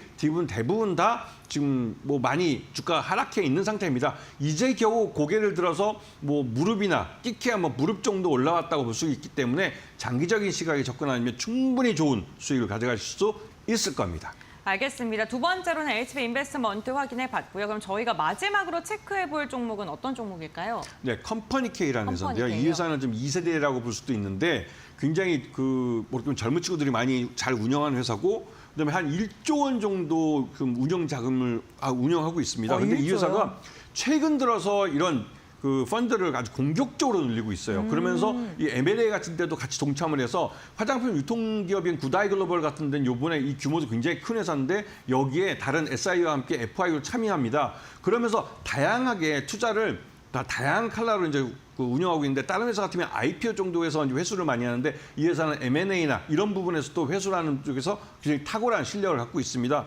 그리고 이 회사가 지난번 그 컴퍼니케이가 이제 AI 퓨처 테크 펀드라는 걸 이번에 만들었는데 이게 1,220억짜리입니다. 이런 대형 1,000억짜리 이상 펀드를 만들 수 있는 회사들이 많지는 않은데요. 그런 회사 중에 한 곳이고 이 회사가 알짜배기로 운영을 잘합니다. 그래서 한국산업은행에서도 이런 자금을 이런 회사에다 맡겨가지고 이런 펀드를 만드는 것이죠. 그래서 이 컴퍼니케이 같은 경우 매수가 6,500원, 목표가는 12,000원 제시해드리고 손절가는 6,200원을 제시해드리겠습니다. 네, 알겠습니다. 오늘 김태현 파트너와 함께 창투사들에 대한 이야기 나눠봤고요. 세 가지 종목에 대한 가격 전략까지 들어봤습니다. 전반적으로 지금 계속해서 분할 매수하신다면 수익을 극대화하는 천천히 기다려보는 전략을 제시해 주셨으니까요. 이 부분 참고해 보시면 좋을 것 같습니다. 오늘 말씀은 여기까지 나누겠습니다. 고맙습니다.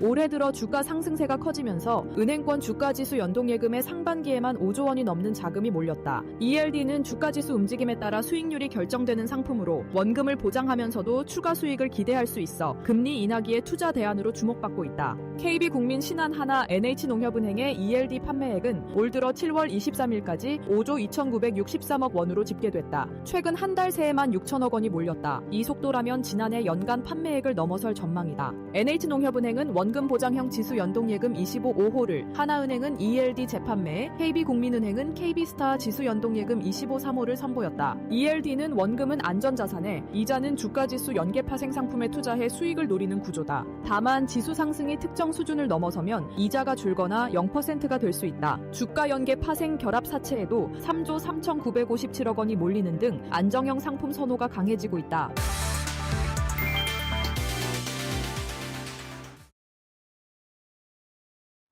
네, 화요일 장 마감 동시효과 구간에 들어왔습니다. 라스트 찬스로 들어가 보도록 하겠습니다.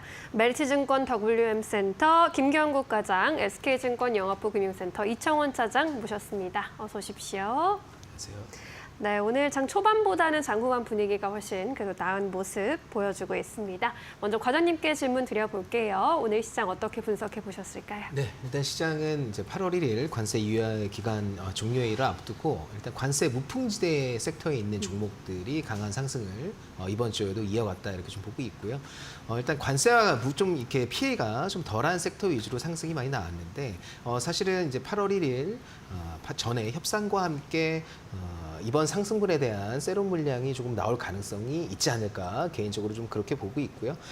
전일 이제 삼성전자 이야기를 안 할 수가 없을 것 같은데 일단 테슬라와의 20조가 넘는 수주 계약은 일단 삼성전자가 10년 만에 나온 이제 수주 계약이었고요. 그래서 이 계약의 의미는 사실 선단 공정이었다는 점이 큰 의미가 있고 사실 테슬라라는 큰 고객을 확보했다는 점도 의미가 될 수 있을 것으로 보고 있습니다. 그래서 삼성전자는 향후 현재 주가가 굉장히 좀 많이 눌려 있었고 있고 아직도 PBR 기준으로 1배 조금 언저리에서 움직이고 있는 상황이기 때문에 이 적자 사업부였던 파운더리 사업부에 대한 모멘텀을 얻는다면 사실 밸류에이션을 리레이팅할 수 있는 기회를 좀 얻을 수도 있겠다 이렇게 좀 보고 있기 때문에 일단 지금 자리에서 7만 원대 중반 정도까지는 기술적으로 자리가 열려 있다 이렇게 좀 보고 있고요.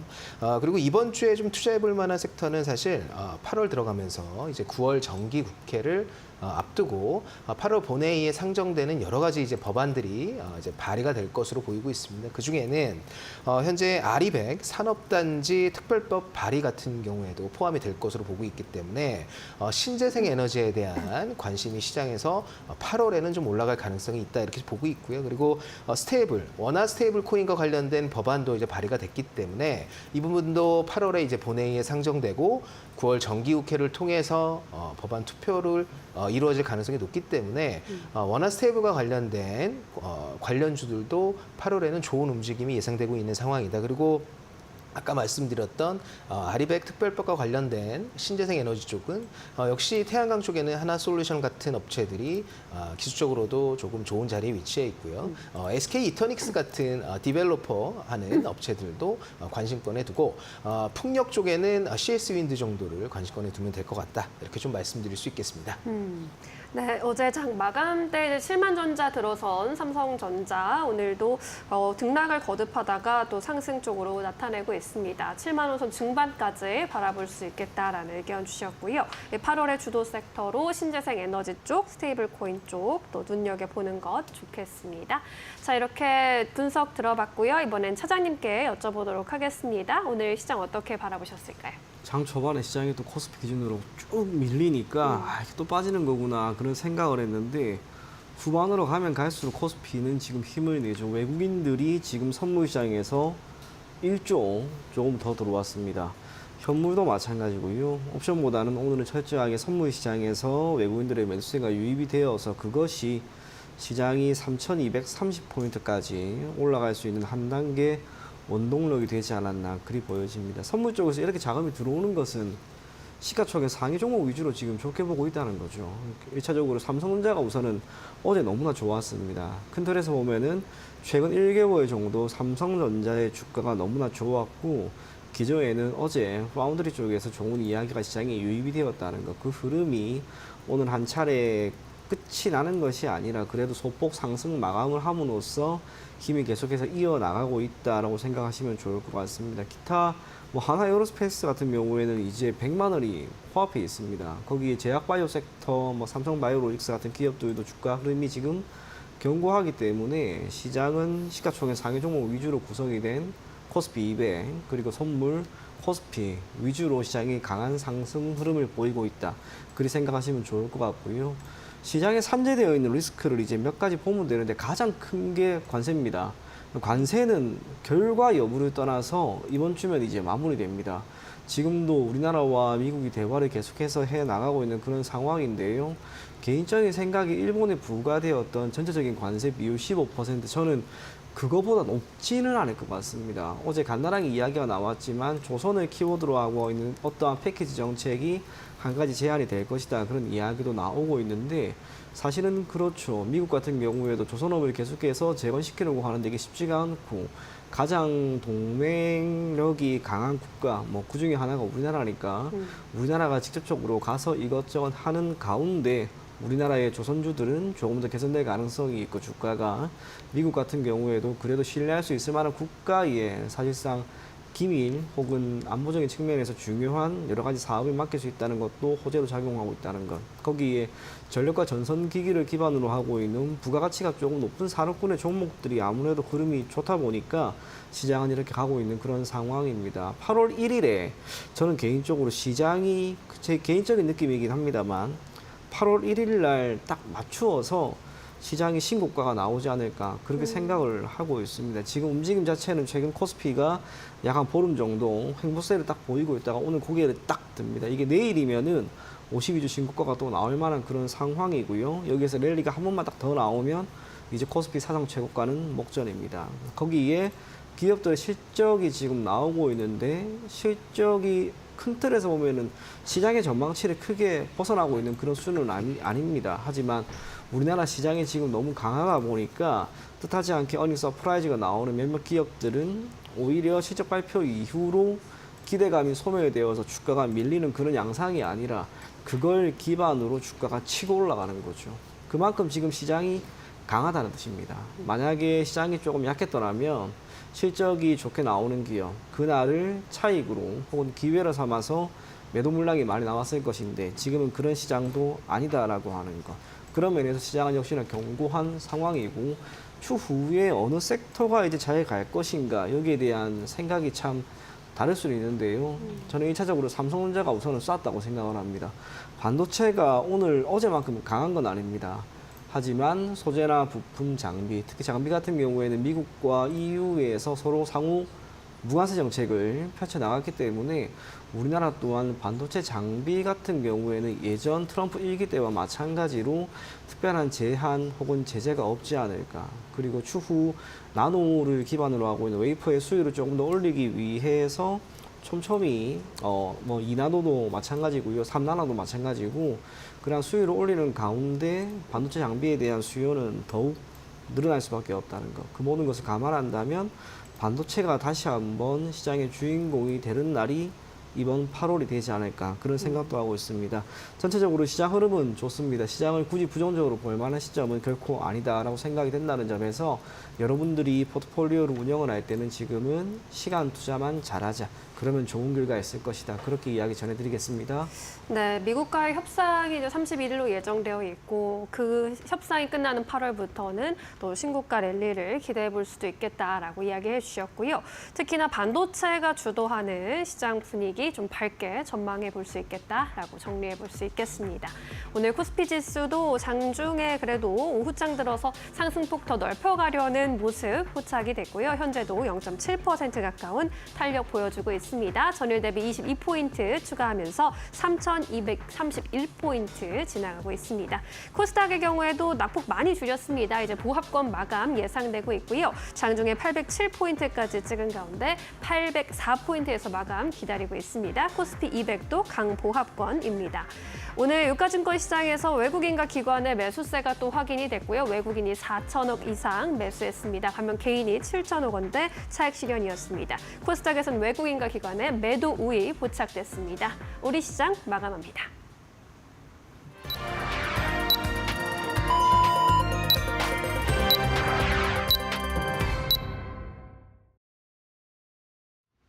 네, 7월 29일 우리 시장 마무리가 됐습니다. 오늘 국내 증시는 오후장 들어서 외국인의 매수의 폭이 점점 더 커지면서 전약 후 강의 장세가 펼쳐졌는데요.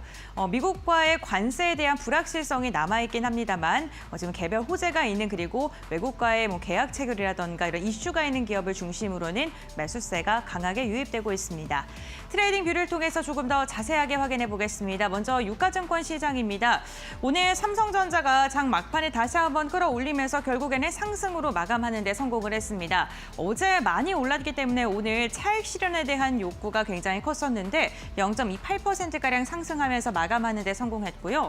SK하이닉스도 보합권에 종가를 체결했습니다. 오늘 섹터별로 나눠봤을 때 원전 그리고 방산 관련된 기업들이 오늘 힘이 좋았습니다. 특히나 방산은 나토와의 방산협의체 9월에 출범할 수 있다라는 소식이 전해지면서 전반적으로 분위기가 좋았고요. 미국과의 호재가 엮이면서 두산 에너빌리티는 2.5%가량 상승을 했고요.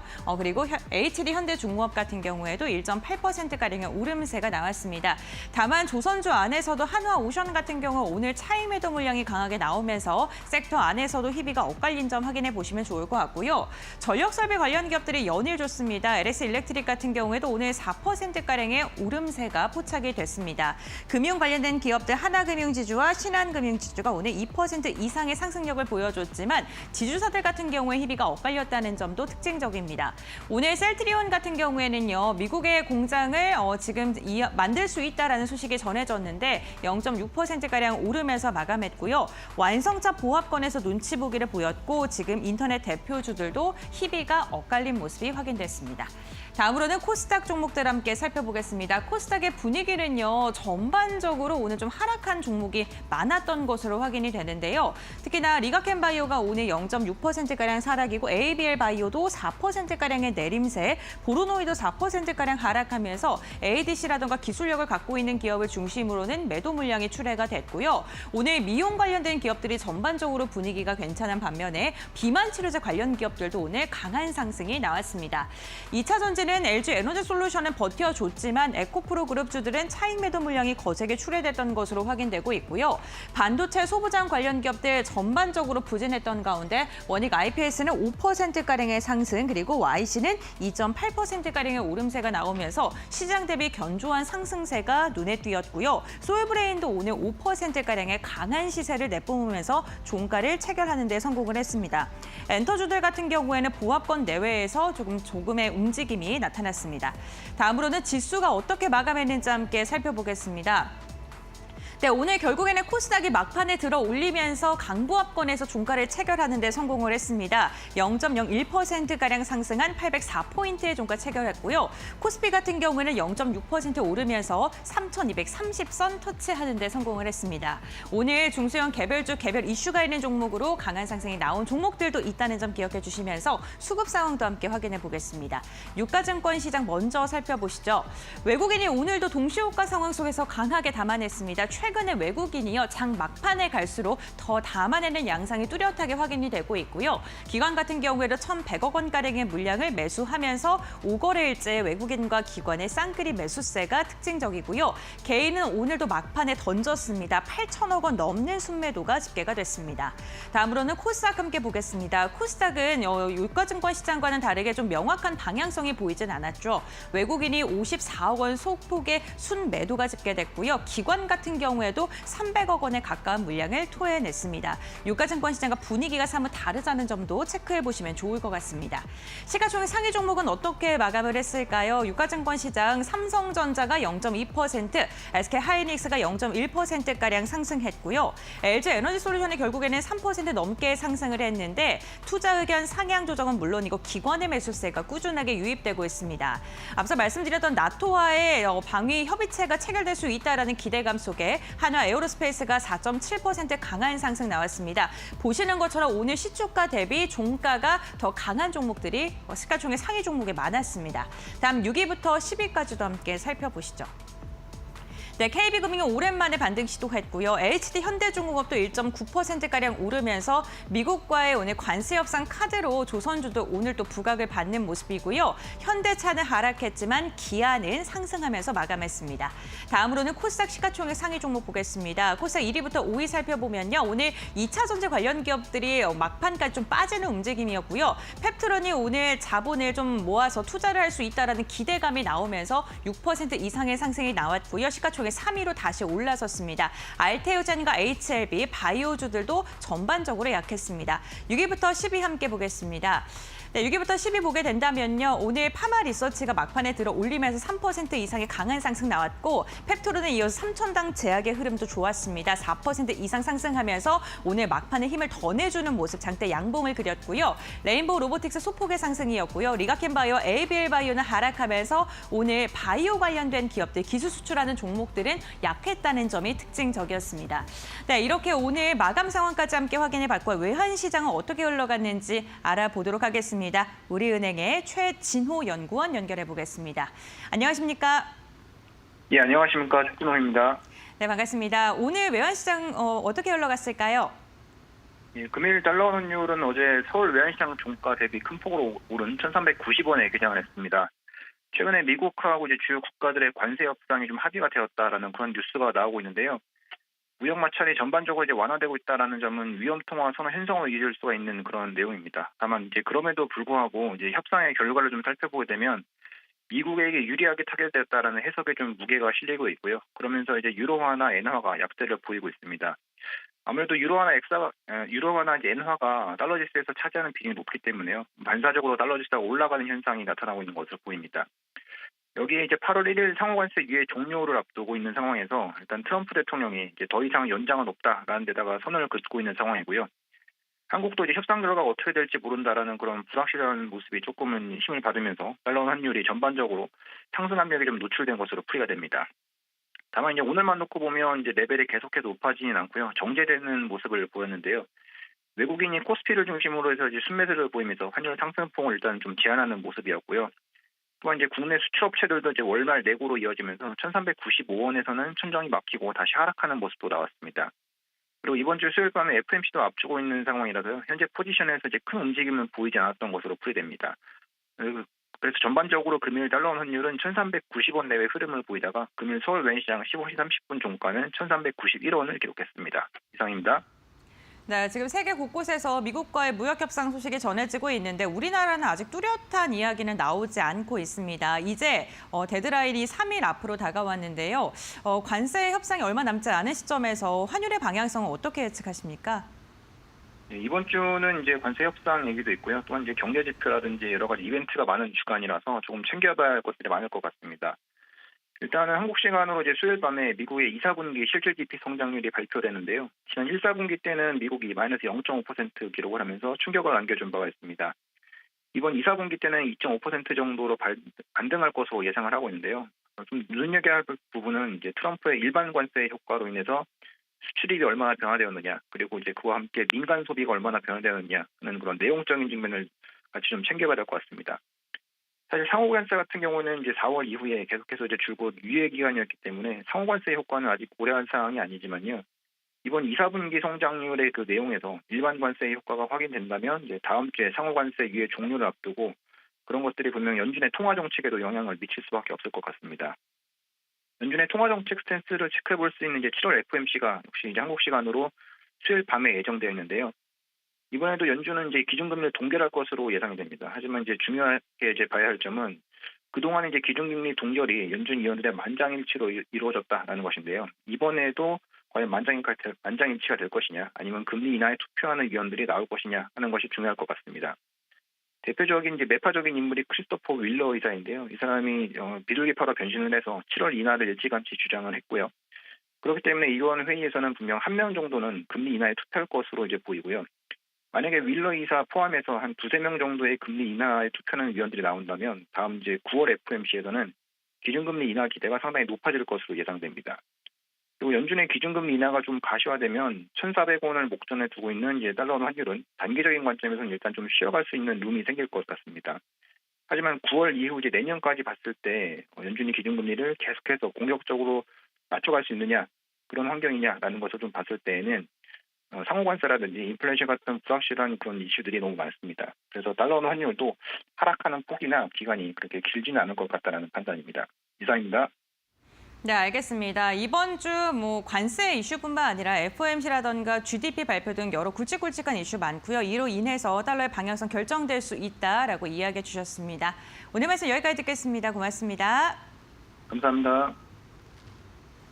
네, 코스피지수 5거래일 연속 상승 마감했습니다. 삼성전자도 장중에 낙폭을 만회해주면서 이틀 연속 7만 원 선 위에서 마감했는데요. 내일 시장 분위기도 또 기대해 보도록 하겠습니다. 내일 전략 세워보시죠. 과장님께서는 내일 전략 어떻게 세워보고 계신가요? 네, 일단은 내일도 사실은 이제 관세 협상으로 인한 변동성 구간 안에 들어있는 날이다 이렇게 보고 있고요. 이번 주를 막바지로 해서 이런 변동성은 조금은 완화될 가능성이 있다 이렇게 좀 보고 있고요. 그래서 사실 이번 관세 협상은 그 변동성 이슈이지 방향성을 바꿀 만한 이슈는 아니다. 개인적으로 그렇게 생각하고 있습니다. 그래서 8월 달은 7월보다는 조금 더 강세 국면이 이어지지 않을까 그렇게 전망하고 있고요. 사실 관세 협상 테이블에 올려져 있던 이제 수혜 섹터 같은 경우 이제 조선 섹터가 유독 7월 마지막 주 굉장히 좀 강한 모습을 보여줬는데 사실 이런 부분이 주가에 좀 오버해서 반영된 부분이 좀 있었기 때문에 사실은 이제 관세 협상이 되고 나면 차익 실현에 대한 욕구가 시장에서 커질 확률이 높다. 그래서 이런 섹터에 있는 종목들은 사실은 이익을 조금 취하는 주간이 되지 않을까 이렇게 좀 보고 있고요.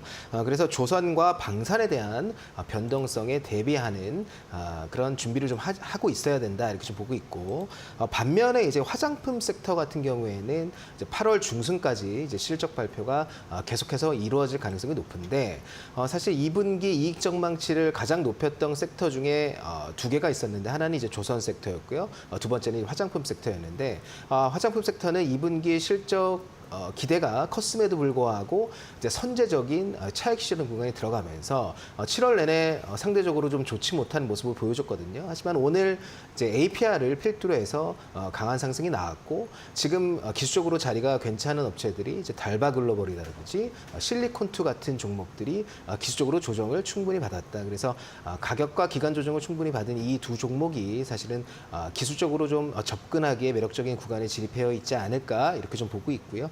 그리고 제약바이오 섹터가 몰라 이제 개별적인 성격이 강한 섹터이긴 하지만 개별적으로 움직이는 성향이 강한데 사실 알테오젠 같은 경우에는 9월에 키트루다 SC 제형에 관한 승인이 예정이 되어 있고요. 또 10월에 출시가 예정되어 있기 때문에 현재부터 10월까지는 그렇게 큰 노이즈 없이 상승 구간을 이어갈 수 있을 거라고 보고 있고요. 그 밑단으로 이제 ABL 바이오라든지 에스티펜 같은 종목들이 사실 상방의 모멘텀이 좀 남아있는 것으로 보고 있는데 ABL 바이오 같은 경우에는 GSK 기술 이전 이후에 추가 기술 이전에 대한 기대감을 좀 높일 수 있는 상황이 있기 때문에 제약 바이오 섹터도 좀 주의 깊게 봤으면 좋겠습니다. 네. 네, 현재로서 조선, 화장품, 제약 바이오까지 눈여겨볼 수 있는 섹터 정리해 주셨습니다. 차장님께서는 내일 시장 어떻게 바라보고 계실까요?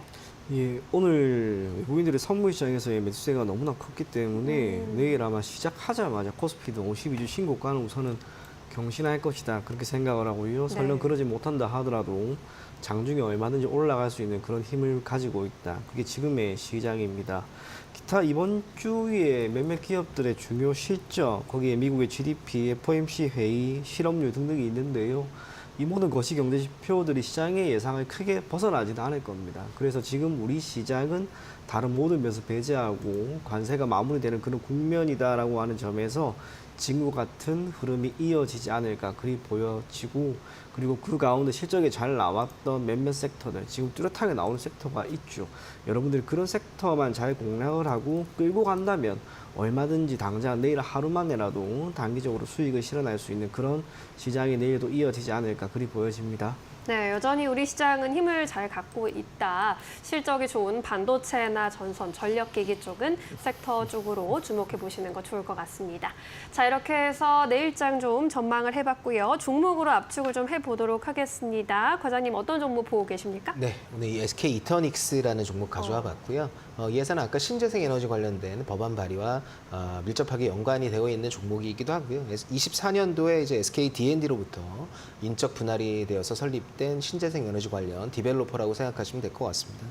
일단 동사의 가장 큰 모멘텀은 아리백을 선언한 국내의 36개 기업에 이제 삼성, SK, 현대, LG 뭐 전부 다 대기업들이 포함되어 있는데 PPA 계약과 관련된 수혜를 가장 많이 받을 수 있는 업체이다. PPA 계약을 통한 이윤을 얻을 수 있는 업체이기 때문에 법안 발의와 관련돼서 가장 큰 수혜를 받을 가능성이 높다 이렇게 보고 있고요.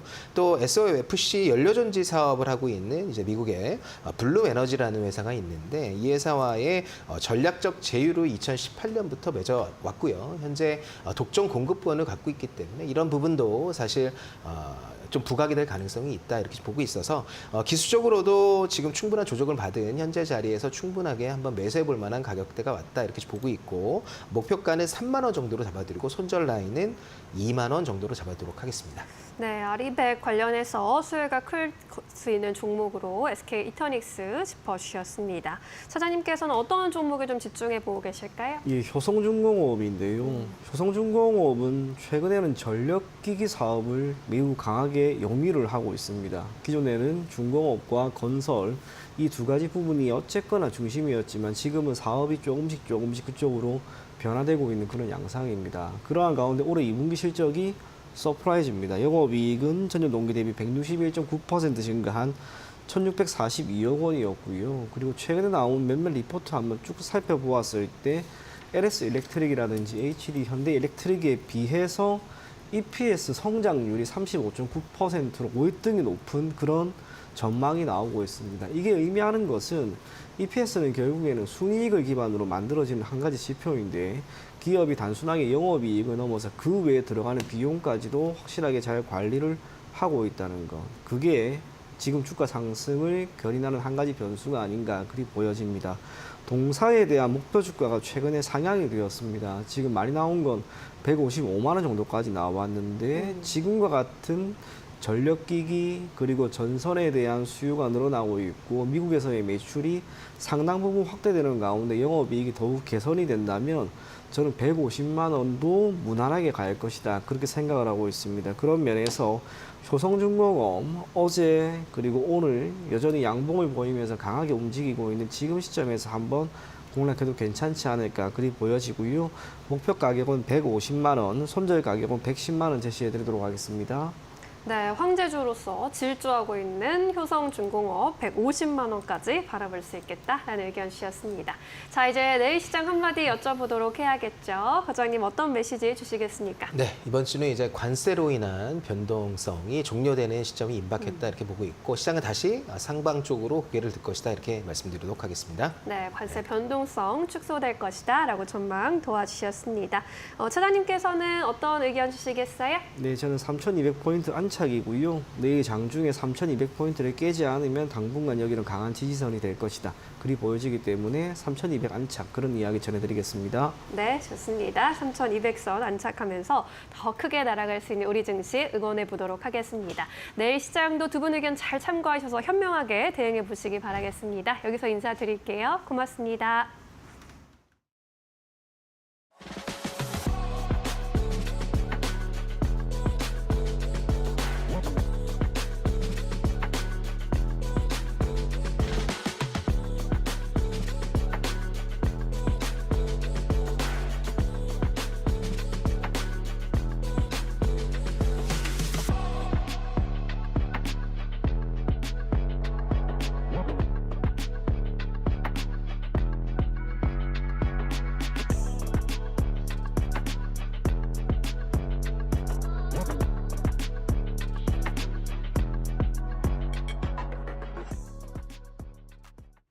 오늘 저희가 준비한 소식은 여기까지입니다. 내일 오후 2시에 돌아오겠습니다. 시청해주신 여러분 고맙습니다.